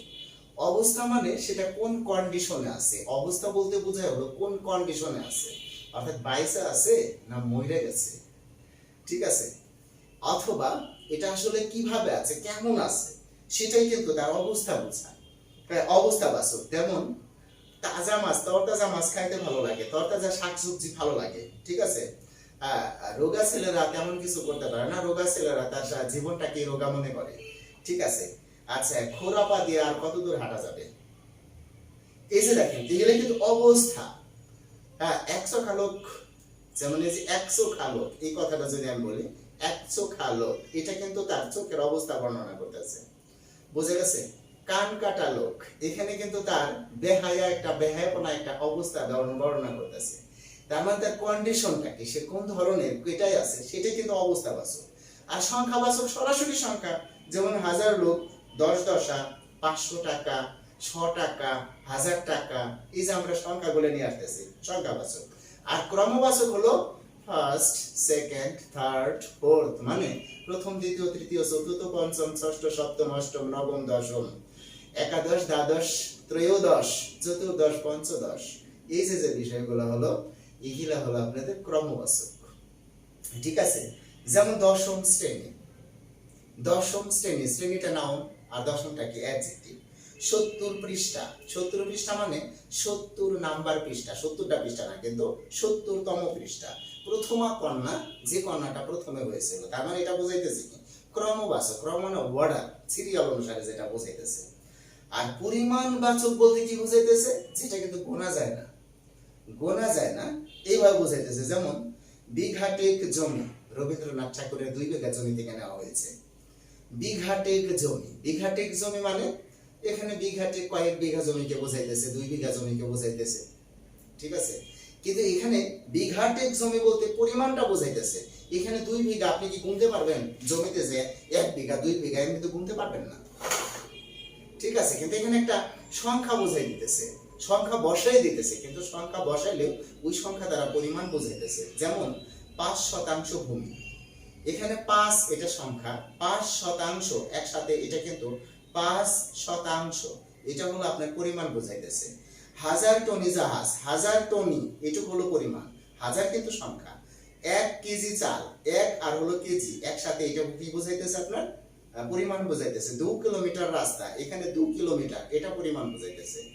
পরিমাণ বলতে যেমন আমি যদি বলি 1 লিটার পানি, 1 লিটার পানি, এখানে যদি আপনি পানিটা মুছে ফেলাই দেন 1 লিটার এতটুকু যদি থাকে, এখানে যে আপনার একটা ব্যবহার করা হয়েছে, শুধু একটা ব্যবহার করা হয়েছে, এই একটা আপনার সংখ্যাবাচক বিশেষ্য। কিন্তু যদি বলি 1 লিটার পানি, এখানে পানিটা আপনার নাউন বিশেষ্য পদ, আর 1 লিটার যে অংশটা এটার নাম হলো পরিমাণবাচক বিশেষণ। আচ্ছা, এরপরে অংশবাচক যেটা, অংশ যেটা বলে সেটা হলো যে আমরা বলতেছি 4 ভাগের 1 ভাগ, 3 ভাগের 1 ভাগ, অর্ধাংশ, 2/3 এগুলোই তো অর্ধ। যেমন অর্ধেক সম্পত্তি মানে সম্পত্তির অর্ধেক, 16 আনা মানে পুরাটুক, 16 আনা দখল, সিকি পথ মানে পথের 4 ভাগের 1 ভাগ।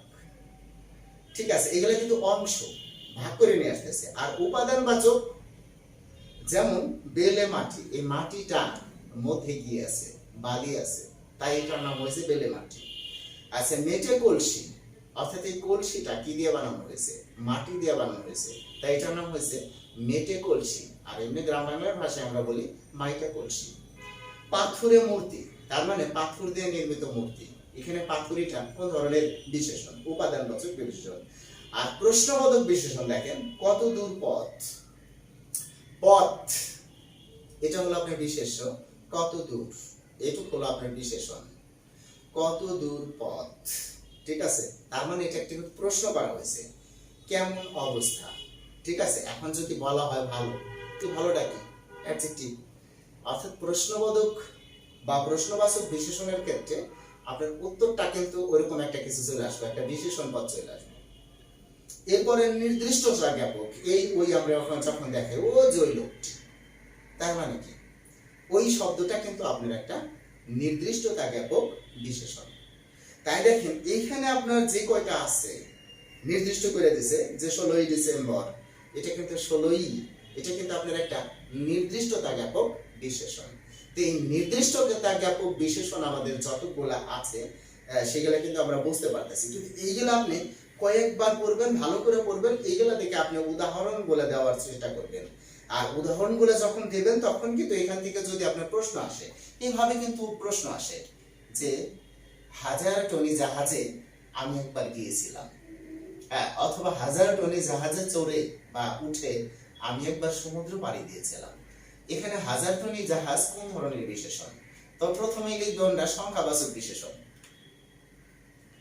ঠিক আছে, কিন্তু এখানে কিন্তু বলাবেন অ্যামালগেট হয়ে যেতেছে, আসলে এখানে কি হবে পরিমাণবাচক বিশেষণ। খুব ভালো করে এই সাইডগুলো পড়তে হবে।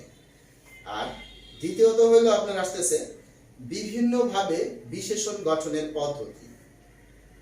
দেখেন বিভিন্ন ভাবে আপনি বিশেষণ, যে বিভিন্ন ভাবে বিশেষণ গঠনের পদ্ধতি, ক্রিয়া জাত, এই জাতগুলো কি আপনি একটা ভালো করে বুঝেন, অন্যগুলো আপনি সবসময় বুঝতে পারবেন। যেমন আপনি যখন এখানে বলতেছেন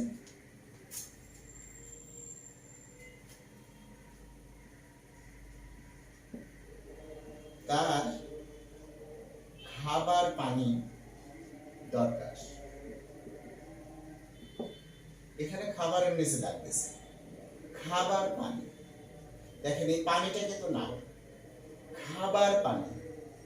আচ্ছা, এইটা অবশ্যই আমাদের একটা বিশেষণ, খাবার পানি এটা একটা বিশেষণ, কিন্তু এটা কোন ধরনের বিশেষণ, এই শব্দটা আসছে কিসের থেকে, খাওয়া থেকে, খাওয়া শব্দটা আসলো কি থেকে, খা থেকে, এই খাটা কি ক্রিয়ার মূল, সুতরাং এটার নাম হলো, যেহেতু একটা ক্রিয়া থেকে উৎপন্ন হয়েছে এই বিশেষণটা, এই জন্য এটার নাম হলো ক্রিয়াজাত বিশেষণ। তো অনুরূপ ভাবে হারানো সম্পত্তি, হারায় যাওয়া একটা কাজ, এই হারানোটা আপনার ক্রিয়াজাত বিশেষণ। অনাগত মানে এখনো আসে নাই, না আসে নাই এরকম একটা, আশা, আশা থেকে, আশা ক্রিয়া থেকে অনাগত শব্দটা আসছে, আশা ক্রিয়া থেকে, এই জন্য অনাগত এটা কিন্তু আমাদের ক্রিয়াজাত বিশেষ্য। আচ্ছা, এরপরে আপনি দেখেন অব্যয়জাত বিশেষণ, খুব ভালো করে বোঝার চেষ্টা করবেন। অব্যয়জাত বিশেষণ এটা কি হলো আমাদের? অব্যয় আমরা জানি কিন্তু যেটা ব্যয় নাই। যেমন আমরা যখন বলতেছি এইভাবে যে আচ্ছা মানুষ, তো আপনি এই যে আচ্ছা মানুষ বলতে দেখেন আপনার এখানে যে আচ্ছা শব্দটা আসছে, ঠিক আছে, এই আচ্ছা শব্দটা কিন্তু আপনার অব্যয় ধরো, ও একটা অব্যয় পদ। কিসের জন্য এটা একটা অব্যয় পদ ছিল? যে শব্দটা চেঞ্জ হয় না, যেমন মহিলা আচ্ছা, আচ্ছা গুলো, আচ্ছাতে, এগুলো কিন্তু হয় না। এই ধরনের যে শব্দগুলো আছে এই শব্দগুলো হলো অব্যয়। এখন অব্যয় পদ যদি কখনো বিশেষণ পদ রূপে ব্যবহৃত হয় সেটা অবশ্যই অব্যয়জাত বিশেষণ। আচ্ছা মানুষ, হ্যাঁ, আপনি একটা কিন্তু মাত্রা মানুষ, এরকম আমি বলতেছি। আপনি একটা কিন্তু মার্কা মানুষ, কিন্তু মার্কা মানুষ, ঠিক আছে। তার মানে খালি কথায় কথায় কিন্তু কিন্তু করেন। এখন এই যে কিন্তু যে শব্দটা কিন্তু কি আমাদের অব্যয় পদ। এখন অব্যয় পদকে আমরা বিশেষণ পদ হিসেবে ব্যবহার করলাম, কিন্তু মার্কা মানুষ, ঠিক আছে। এখানে আমি যেমন আপনি খেয়াল করেন যে আপনি গ্রামে মনে করেন যে 10 জন চুন্নু আছে, চুন্নু একজন মানুষের নাম, ধরে নিলাম আমরা চুন্নু কাকতালীয় ভাবে কারণ নামের সাথে মিলে গেলে আমি আন্তরিকভাবে দুঃখিত, এ ব্যাপারে কর্তৃপক্ষ দায়ী নয়, ঠিক আছে। ধরেন আপনাদের গ্রামে একটা চুন্নু আছে, এই চুন্নু একটি দেখা গেল যে কেউ আপনাদের গ্রামে বেড়াইতে গেছে, এই চুন্নুর বাড়িতে যাবে, কারোর কাছে জিজ্ঞেস করছে আচ্ছা ভাইয়া চুন্নুর বাড়ি কোনটা? তখন সে বলতেছে কোন চুন্নু? আমাদের গ্রামে তো 7টা চুন্নু আছে। আচ্ছা, তারপরে বর্ণনা দিতেছে আমাদের গ্রামে একজন আছে মুরগি চুন্নু। মুরগি চুন্নু মানে উনি মুরগির ব্যবসা করে, হ্যাঁ। আর একটা চুন্নু আছে মুন্সি চুন্নু, উনি নামাজ পড়ায়। আর একটা চুন্নু আছে পিসাব চুন্নু, ঠিক আছে, উনি কি আপনি পিসাব চুন্নু মানে উনি একজন পীর সাহেব। আরেকজন আছে ডাক্তার চুন্নু, ঠিক আছে, উনি কি ডাক্তারি করে। তার মানে এইভাবে 7 জনের বর্ণনা দিল। তখন উনি বলতে পারে হ্যাঁ আমি যে চুন্নুর খোঁজ করতেছি উনি আসলে একজন ডাক্তার, আমি ডাক্তারের কাছে যাইতেছি, ঠিক আছে। তো এখন আপনি লক্ষ্য করেন এই যে ডাক্তার শব্দটা ব্যবহার করা হয়েছে, ডাক্তার চুন্নু, চুন্নুকে চেনার জন্য কিন্তু ডাক্তার শব্দটাকে ব্যবহার করা হয়েছে। তাহলে এই ডাক্তার এটা কোন জাত বিশেষণ? এটা বিশেষ্য জাত বিশেষণ, ক্রিয়াজাত বিশেষণ না। কারণ এই ডাক্তার এটা কিন্তু একটা বিশেষ্য পদ, সুতরাং এটা কি বিশেষ্য জাত বিশেষণ। ঠিক এরকম ভাবে আপনি কিন্তু সবগুলোই বের করতে পারবেন। যেমন সর্বনাম জাত বিশেষণ, কবিকার কথা, কবিকার কথা, এই যে কথাটা এটা কিন্তু বিশেষ্য পদ। আর কবিকার, কবিকার মানে নিশ্চয়ই এটা কোনো না কোনো দিন ছিল, যে যে দিনের কথা ছিল সেটা 16 ডিসেম্বর হতে পারে, 22 মার্চ হতে পারে, ঠিক আছে, 31 ডিসেম্বর হতে পারে। তার মানে ওইটারই কিন্তু সর্বনাম ব্যবহার করা হয়েছে কবিকার, ঠিক আছে। তার মানে এটা কি সর্বনামজাত বিশেষণ, কোথাকার কে, ঠিক আছে। অর্থাৎ এই যে কোথাকার এই শব্দটা কোনো একটা স্থানীয় নামের বদলে ব্যবহার করা হয়েছে, তাই এখানে কোথাকার এটা কি সর্বনামজাত বিশেষ্য। স্বীয় সম্পত্তি, স্বীয় মানে আপন, নিজে, এখানে আপনি বা নিজ এটা তো সরাসরি সর্বনাম, এই জন্য এটা কি সর্বনামজাত বিশেষণ। সমাস সিদ্ধ বিশেষণ, সমাস সিদ্ধ বিশেষণ মানে কি সমাস থেকে যেটা আসছে। যেমন আপনি দেখেন, যেমন সবশেষের শব্দটা খেয়াল করেন, চৌচালা ঘর, চৌচালা ঘর, দেখেন এই চৌচালা মানে কি, অর্থাৎ 4টে চাল দিছে, এরকম এরকম কিন্তু। হ্যাঁ, এখন ধরেন আমি এইভাবে বললাম আপনার চৌরাস্তা পথ, চৌরাস্তা পথ, আমি যদি এখানে চৌরাস্তা শব্দটা ব্যবহার করি এটা কিন্তু একটা সমাসবদ্ধ পদ, 4 রাস্তার সমান। অনুরূপ ভাবে জ্ঞান হারা, জ্ঞান হারা মানে কি জ্ঞান দ্বারা হারা। আচ্ছা, অনুরূপ ভাবে নিয়ম বিরুদ্ধে, নিয়মের বিরুদ্ধ, বেকার, যার আকার নাই অথবা যার কাজ নাই, ঠিক আছে, এইগুলা কি সমাস সিদ্ধ। এরপরে আসতেছে বিপসামূলক, এটা খুব আসে, বোঝা গেছে, কিন্তু আমরা এটা পারি না, কাটা যায় কিন্তু। বিপসা, দেখেন এখানে বিপসামূলক, বিপসামূলক মানে কি, সেটা হলো আপনার যে অবয়বটা আছে যেটার কথা বলা হবে, যেটা নাউন, যে নাউনটার কথা বলা হবে, বিপসা মানে বারবার উচ্চারণ, অর্থাৎ কমপক্ষে 2 বার উচ্চারণ, বিপসা, ঠিক আছে, 2 বার উচ্চারণ। এখন কিসের উপরে নির্ভর করে 2 বার উচ্চারণ? যে নাউনটা বলা হবে সে নাউনের উপলক্ষেই 2 বার উচ্চারণ হবে, সে নাউনের ভাবটাকে প্রকাশ করবে। যেমন মুখ, হাসি হাসি মুখ, কাঁদো কাঁদো মুখ, ঠিক আছে। আচ্ছা, তারপরে মনে করেন যে এই যে দুইটাই কিন্তু একই সাথে উচ্চারণ, একই ধরনের দুইটা শব্দ, সেটাই কিন্তু বিপসা। হাসি হাসি মুখ, কাদো কাদো চেহারা, ডুবু ডুবু নৌকা। হ্যাঁ, এখন এই যে হাসি হাসি মুখ, এই হাসি হাসি কোন ধরনের বিশেষণ, এটা আসলেই তো আর আমরা পারি না।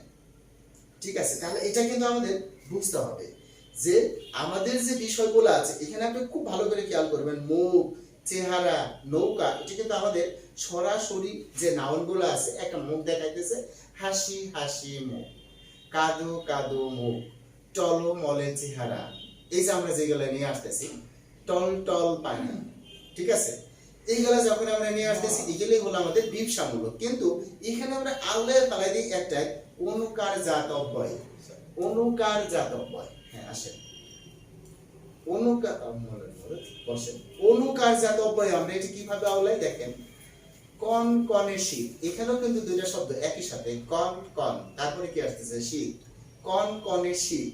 হ্যাঁ, এখন আপনি লক্ষ্য করেন কন কনে শীত, এটা কিন্তু শীতের বৈশিষ্ট্য, এটি কিন্তু তার বৈশিষ্ট্য দিয়ে বানানো হয়েছে। শীত মানেই তো ঠক ঠক করবে, এটি স্বাভাবিক। কন কনে শীত, হাসি হাসি মুখ, এটি কি মুখের বৈশিষ্ট্য না? আপনার মুখটা নানান ভাবে করতে পারেন, ঠিক আছে, হাসি হাসি মুখ করতে পারেন, কাঁদে কাঁদে মুখ করতে পারেন, হ্যাঁ, টস টসা মুখ করতে পারেন, পোলা হলে মুখ করতে পারেন, নানান ভাবে করতে পারেন। হ্যাঁ, কিন্তু শীত তো কখনোই হয়, ঠিক আছে, বাতাস তো সনসনই হয়। বাতাসের যে আওয়াজটা, মানে বিষয়টা হলো অনুকার অব্যয় বলতে কি বোঝায়, অব্যক্ত আওয়াজ। অনুকার অব্যয় বলতে বোঝায় হলো অব্যক্ত আওয়াজ। অব্যক্ত আওয়াজ বলতে আওয়াজটা আছে ঠিকই, কিন্তু সে আওয়াজটা আমরা কিন্তু সরাসরি বুঝতে পারি না। কেমন, যেমন ধরেন কাকে কাকা করতেছে, কাকা, ঠিক আছে, আপনি যেভাবে কাকা করলেন, কাকে যেভাবে কাকা করে, এটা কি একই ভাবে হইল? বোঝা গেছে? এখন বিড়ালের মনে করেন মিউ মিউ করতেছে, বিড়ালের মিউ মিউ আপনি যে মিউ মিউ করবেন মিলাইতে পারবেন? হ্যাঁ, মিলাইতে গেলে আপনার তো মনে করেন বিড়ালের মতো বলতে হবে, এমনি পারবেন আপনি? পারবেন না, কিন্তু পালন লাগবে। তার মানে এই যে ব্যাপারটা, ওইটি কিন্তু আমরা যে ওনারা যে আওয়াজটা করতেছে, এই আওয়াজটা মোটামুটি একটা ধরে নিয়ে আমরা লিখছি, কিন্তু হাসি হাসি মুখ এটাকে আমরা মোটামুটি ধরে নিয়ে লিখছি, এটার নাম হলো দীপসা, মোটামুটি ধরে নিয়ে, ঠিক আছে। আর যেটা মোটামুটি আমরা ধরে নিয়ে একটা শব্দ বানিয়ে নিছি আমরা, ঠিক আছে, যেমন ঘোড়ার ডাক আমরা হু হু বলতে পারবো? পারবো না। কিন্তু কুকুরের ডাক আমরা হু হু বলতে পারবো? পারবো না। কিন্তু এগুলো কি অনুকার অব্যয়, ঠিক আছে। এই যে দেখেন, কনকনে শীত, সনসনে হাওয়া, ধিকি ধিকি আগুন, টসটসে ফল, তকতকে মেঝে, ঠিক আছে, এগুলো কিন্তু একটাও ঠিক না, মোটামুটি আমরা ধরে নিছি। আর ডুবু ডুবু নৌকা, এটা কিন্তু ঠিক, নৌকা ডুবু ডুবু দেখতেছি, আমি বুঝতেছি। আর তকতকে মেঝে, ঠিক আছে, এটা আপনি যতই তকতক করুক, যতই করুক, একজনের কাছে ভালো লাগতেছে, আরেকজনের কাছে খারাপ লাগতেছে, মোটামুটি আমরা কিন্তু এটা একটা ধরে নিতেছি। অনুকার মানে অব্যক্ত, ঠিক আছে, যেটা আপনি পুরোপুরি ভাবে ব্যক্তই করতে পারবেন না, এটা হলো অনুকার। তাই অনুকার আর বিপসা, এই দুটার মধ্যে একটা পার্থক্য আপনি কিন্তু বুঝতে হবে। এরপরে আসতেছে কৃদন্ত। কৃদন্ত মানে হলো, দেখবেন আপনার যে আমাদের ধাতুগুলো আছে, ঠিক আছে, এই ধাতুগুলা থেকে যে অব্যয় পদগুলো তৈরি, মানে সরি, আমাদের যে অ্যাডজেক্টিভ বা বিশেষণ পদগুলো তৈরি হইতেছে, ঠিক আছে, যেমন আপনার কৃদন্ত পদটা কিন্তু আপনাদের বুঝতে হবে, কৃদন্ত পদটা কি আসলে। হ্যাঁ, কৃদন্ত পদ হলো কৃত প্রত্যয়, যেমন আপনি মনে করেন যে চল, এটা কিন্তু ক্রিয়ার মূল ধাতু আ অথবা অন্ত, তো মোট মিলে কি হয়ে গেল? চলন্ত। আচ্ছা, এটা আসলে না চলন্ত। এখন এটার নাম কি? ধাতু বা ক্রিয়া প্রকৃতি, ঠিক আছে, এটার নাম কি? প্রত্যয়। কোন প্রত্যয়? কৃত প্রত্যয়। এটা কিন্তু শুধু প্রত্যয় না, এটার নাম হলো কৃত প্রত্যয়। দেখেন, ধাতু প্লাস কৃত প্রত্যয় সমান সমান যে পদটা তৈরি হলো, এটার নাম কৃদন্ত পদ। এখন যদি আমি বলি চলন্ত গাড়ি, ঠিক আছে, এখন যদি আমি বলি এটা কোন জাত, যদি বলি এটা কোন জাত, আপনার বিশেষণ পদ, আপনি বলবেন কৃদন্ত জাত বিশেষণ পদ, হয়ে গেল। আচ্ছা, কৃতি সন্তান, ঠিক আছে, এখানে কৃতি, এরকম কিন্তু একটা শব্দ চলে আসছে, কৃতি অর্থাৎ ভালো কাজ করছে, এরকম কিন্তু কৃ যোগ 3 সমান সমান কি হয়ে গেছে কৃতি। কৃতি সন্তান জানা শোনা লোক, ঠিক আছে, পায়ে চলা পথ, ঋত সম্পত্তি, অতীত কাল, এগুলোর নাম হলো কৃদন্ত, ঠিক আছে। এরপরে হলো তদ্দিতান্ত, যেটা তদ্দিত পদ থেকে যেটা আসতেছে, যেমন তদ্দিতান্ত বলতে আমরা এটা কিন্তু বুঝি, যেমন ধরেন ইতিহাস। আচ্ছা, এই ইতিহাসটা কিন্তু এটা ক্রিয়ার মূল না, এটা হলো শব্দের মূল। এটাকে আরেকটা বলা হয় প্রাতিপদিক, শব্দের মূল, ঠিক আছে। অর্থাৎ শব্দের মূল অথবা এটাকে বলা হয় প্রাতিপদিক প্লাস ইক। এটার নাম হলো, যেহেতু ক্রিয়ার শব্দের মূল বা প্রাতিপদিকের সাথে যেটা যোগ হয় এটার নাম হলো তদ্দিত প্রত্যয়। আচ্ছা, এরপরে যেটা হয় ঐতিহাসিক। ঐতিহাসিক, এই যে আপনি যে জিনিসটা আসলেন এটার নাম হলো তদ্দিতান্ত পদ। তদ্দিতান্ত পদ, এখন যদি আমি বলতাম ঐতিহাসিক স্থান, এই স্থানটা বিশেষ্য পদ, ইজ এটার নাম তদ্দিতান্ত জাত বিশেষণ। তদ্দিতান্ত জাত বিশেষণ, তাই এরকম আসতেছে জাতীয় সম্পদ, ঠিক আছে। জাতীয় মানে কি, জাতীয়, জাতীয়। আচ্ছা, নৈতিক বল, ঠিক আছে, নীতি যৌক্তিক, নৈতিক, মেঠো পদ। এই যে আপনার যে জিনিসগুলো আসতেছে এগুলা যদি আপনার তদ্দিতান্ত কোনো শব্দ হয় তাহলে ওটা তদ্দিতান্ত বিশেষণ, ঠিক আছে। অনুরূপভাবে উপসর্গযুক্ত, এ তো আপনারা জানি আমরা যে উপসর্গযুক্ত, উপসর্গযুক্ত মানে কি, যেমন অ, আ, ত, অ, আ, প্র, পরা, অজ, অথ, আম, কাশ, বর, বাজে, লাই, এগুলোই তো আমাদের উপসর্গ। প্র, পরা, বি, উপ, অ, এগুলো উপসর্গ। উপসর্গ মানে কি, যেটা যে অর্থহীন, দ্ব্যর্থহীন, যাদের কোনো অর্থ নাই, ঠিক আছে, এই ধরনের কিছু বর্ণ বা বর্ণ সমষ্টি কোথায় বসে, কোন অর্থবোধক শব্দের পূর্বে বসে, ঠিক আছে। অর্থাৎ আর অর্থবোধক শব্দের পূর্বে বসে কয়েকটা ঘটনা ঘটায়। একটা হলো অর্থের, দেখেন আমি এখানে লিখলাম ধান, লিখে দিলাম প্রধান, ঠিক আছে। এই প্রর কিন্তু কোনো অর্থ নাই, কিন্তু মানে ধানের অর্থ সে চেঞ্জ করে বলা গেছে, ঠিক আছে। আসিল ধান, যেটা আমরা খাইতাম, এখন হয়ে গেছে প্রধান, যাকে আমরা এখন সম্মান করি, ঠিক আছে। ব্যাপারটা কিন্তু এরকম হয়ে যাচ্ছে। আবার ধরেন আমরা বলতেছি ছায়া, ঠিক আছে, এখন এই জায়গায় আমি ছায়া মানে শ্যাডো, যদি আমি এখানে বলি আপ ছায়া, হ্যাঁ, আগে পরিষ্কার দেখা যায় তো ছায়াটা, এখন আবসা আবসা দেখা যায়, আপ ছায়া, ঠিক আছে। আমি বলতেছি দুপুর, বলে দিলাম ভর দুপুর, আগে আর দুপুর আসলে এখন পুরোপুরি দুপুর হয়ে গেছে। তার মানে কি করতেছে, অর্থের পরিবর্তন ঘটায়, অর্থের সংকোচন ঘটায়, অর্থের সম্প্রসারণ ঘটায়, এরকম পাঁচটা কাজ করে আর কি। কথা বুঝতেছে? এই যে এই কাজগুলো কেরা করতেছে, উপসর্গ করতেছে। এখন উপসর্গ, যদি উপসর্গ যুক্ত কোনো শব্দ যদি কোনো নাউনের পর্বে বসে তাহলে অবশ্যই ওটা উপসর্গজাত বিশেষণ। যেমন নিখুঁত কাজ, ঠিক আছে, তাহলে এই নিখুঁতটা কি, উপসর্গজাত বিশেষণ। অপহৃত সম্পদ, এই যে অপ, এটা কিন্তু আপনার উপসর্গ, এই জন্য এটা উপসর্গজাত বিশেষণ। নির্জলা পানি, নির, এই শব্দটা কিন্তু উপসর্গ, তাই এটা উপসর্গজাত বিশেষণ। এরপরে বিদেশি শব্দজাত কিছু বিশেষণ আছে, সেটা হলো নাস্তানিবুত, লাওয়ারিশ, লাখারেস, দরপত্তনি, ঠিক আছে। এগুলা হলো আমাদের কিছু বিদেশি শব্দ। এখানে যে কয়টা আছে আপনি এই কয়টাই পড়বেন, এর বেশি না। তাই নাস্তানাবুত অবস্থা, লাওয়ারিশ মাল, লাখারেস সম্পত্তি, দরপত্তনি কালো, এগুলা সব বিদেশি শব্দ বা বিদেশি উপসর্গযুক্ত শব্দ বা বিদেশ থেকে আগত শব্দ। এই ধরনের শব্দ যদি কখনো অ্যাডজেক্টিভ হিসেবে বা বিশেষণ পদ হিসেবে কাজ করে, এদেরকেই আমরা বলতেছি বিশেষণ জাত বা বিদেশি শব্দজাত বিশেষণ। আমার মনে হয় এই যে বিষয়গুলো, এইগুলোর মধ্যে থেকে কিন্তু আপনার সরাসরি প্রশ্ন আসে, কিন্তু আমরা অনেক পড়েও কিন্তু মাথায় প্রবেশ করে না। হ্যাঁ, কনকনে শীত এখন আর ভালো লাগে না, কনকনে শীত, সনসনে বাতাস, হ্যাঁ, বড়ই কষ্ট লাগছে। এই বাক্যে কনকনে কোন ধরনের বিশেষণ? ঠিক আছে, প্রথমেই লিখবো বিপসামূলক বিশেষণ, হ্যাঁ, তারপরে লিখবো কৃদন্ত বিশেষণ, তারপরে লিখবো বিদেশি বিশেষণ, তারপরে লিখবো অনুকার অব্যয়জাত বিশেষণ।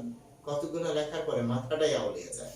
কিন্তু আপনি এগুলা খুব পরিষ্কার ভাবে করতে হবে। আর এইভাবে যদি আপনি আপনার যে এই চ্যাপ্টারটা আছে একদম খুব ভালো করে পড়বেন, হ্যাঁ, যে এই সর্বনাম থেকে শুরু করে মানে শুরু থেকে শুরু করে এই চ্যাপ্টারটা অর্থাৎ পদ প্রকরণ, এই চ্যাপ্টারটা পড়ার পরে তারপরে আপনার যে অংশটা আছে ক্রিয়া বিশেষণ, পরের যে চ্যাপ্টারটা আছে এই এই চ্যাপ্টারটাও খুবই ইম্পর্টেন্ট। ক্রিয়াপদ, এই দুটো চ্যাপ্টার খুব ভালো করে পড়বেন এবং আমি চেষ্টা করবো আপনাদেরকে পড়িয়ে দেওয়ার জন্য। তো আমাদের 6টা বেজে গেছে, ক্লাস থেকে বিদায় নিতে চাচ্ছি। আর কোন কথা থেকে বলেন? হ্যাঁ বলেন। স্যার, হ্যাঁ বলেন। বুঝলেন না প্রথম এক্সামের পর আপনি প্যারাগ্রাফ গুলো দিবেন বলছিলেন, আপনার কাছে লেখা আছে বা আমাদের ধরন দেখার পর আপনি বলছিলেন যে এভাবে আমি আলোচনা করবো, যেমন প্রথমটা হাইলাইটিং শেখ হাসিনা ছিল। আচ্ছা, এই কথা আপনার ঠিক আছে। এখানে বিষয়টা হলো যে দেখেন, আপনি এখানে লেখার ধরনটা জানতে হবে। কারণ বিশেষ করে আপনি ধরেন পড়ছেন মুজিব বর্ষ, আসছে মুজিব বর্ষ, কিন্তু এখানে লেখা আছে write a paragraph on Mujib Borsho highlighting the leadership of our honourable prime minister Sheikh Hasina. ঠিক আছে, তার মানে এখানে আমাদের যে প্রাইম মিনিস্টার শেখ হাসিনা ওনাকে কিন্তু এখানে হাইলাইট করতেই হবে। ঠিক আছে, যদি আপনি হাইলাইট না করেন তাহলে আপনি কিন্তু প্যারাগ্রাফে কোনো নাম্বার পাচ্ছেন না। তো ওইখানে কোন ধরনের কি দিয়ে হাইলাইট করতে বলবে সেটা কিন্তু আমরা জানি না। তা আমি আমার মতো একটা লিখে দিলে কি হবে? হবে না। আপনি যেটা করছেন ওইটাই ঠিক আছে, কিন্তু আপনার লেখার ধরনগুলো বুঝতে হবে। লেখাটা নিয়ে আমি আলোচনা করব ইংরেজি ক্লাসে। অর্থাৎ আপনার এই পুরো রাইটিং ছাড়টা নিয়ে আমি আলোচনা করব যে ইংরেজি আপনি প্যারাগ্রাফটা কিভাবে লিখবেন, প্যারাগ্রাফ লেখার ধরন কি, যে কোনো প্যারাগ্রাফ আসলে আপনি কিভাবে ফেস করবেন, যে কোনো প্যারাগ্রাফ আপনি কিভাবে 10 বাক্য লিখতে পারবেন। ঠিক আছে, এই বিষয়টা নিয়ে আমি একদিন আলোচনা করব ইনশাআল্লাহ। Paragraph solved. আমাদের কাছে তো আছে, এবার আপনি বলছিলেন না আপনার কাছে লেখা আছে, ওটা একটু দিবেন বলছিলেন যে কেমন লাগে তোমাদের দেখতে। বুঝলেন না, আমার কাছে লেখা আছে। হ্যাঁ, আমার কাছে লেখা আছে, আপনি ওটাও বলতে পারেন, আপনারা যেটা আছে সেটাও বলতে পারেন। বুঝে গেছে? কিন্তু কোনোটাই লিখলে আপনি কিন্তু ঢাকা ইউনিভার্সিটিতে নাম্বার পাবেন না। কারণ আমিও জানি না কেমনে আসবে, আপনিও জানেন না কেমনে আসবে। তবে আমি ওর উপরে একটা ক্লাস নেব, ক্লাস নেওয়ার পরে আপনি অবশ্যই লিখতে পারবেন। এজন্য আমি কি আমারটা দিয়ে দেবো? জি স্যার, আপনি একটু দিয়েন। আচ্ছা ঠিক আছে, দিয়ে দেবো। স্যার, বলেন। আপনি এই পিডিএফ গুলো দেওয়ার পাশাপাশি সাধারণ জ্ঞানের যে টপিকস গুলো দিয়েছেন ওখানে পিডিএফ গুলো দিলে ভালো হয়। হ্যাঁ, সাধারণ জ্ঞানের উপরে টপিকসের উপরে আমরা already Dhaka university unit highlights করে অনেকের ভিডিওগুলো দেখবেন। ওইখানে কিন্তু আপনারা অলরেডি পিডিএফ চাইতেছে, খেয়াল করছেন আপনারা? জি না স্যার। হ্যাঁ, অবশ্যই আপনারা আপনাদের কি গ্রিনটাস অ্যাডমিশন কেয়ারে অ্যাড আছেন আপনারা? গ্রিনটাস অ্যাডমিশন কেয়ার, ইয়েস স্যার। হ্যাঁ, এটার মধ্যে আপনি খেয়াল করবেন ডিইউ দিয়ে যে # হতে ডিইউ দিয়ে যে আছে, এখানে ক্লিক করলেই আপনি দেখবেন অলরেডি আমাদের কয়টা আছে মোটামুটি 4টা। হ্যাঁ, অলরেডি আমরা 4টে দিয়ে এসেছি, কিন্তু আপনি একটু নক করবেন। অর্থাৎ আমরা যে বিষয়ের উপরে দিতেছি ওই বিষয়ের উপরে, ওর বাইরে আর করতে হবে না। স্যার, আইসিটি এর আপনি পিডিএফ দিতে চাইছেন? হ্যাঁ, আইসিটি ভিডিও আমরা খুব দ্রুত দিয়ে দেবো, কারণ এগুলো আমরা লিখতেছি, পরীক্ষা আপনাদের কবে হবে ঠিক নাই। ঠিক আছে, কিন্তু আমরা এগুলা চাইতেছি আপনার, এটা হলো জুন মাস, জুন মাসের মধ্যে আমরা প্রায় কভার করার চেষ্টা করব।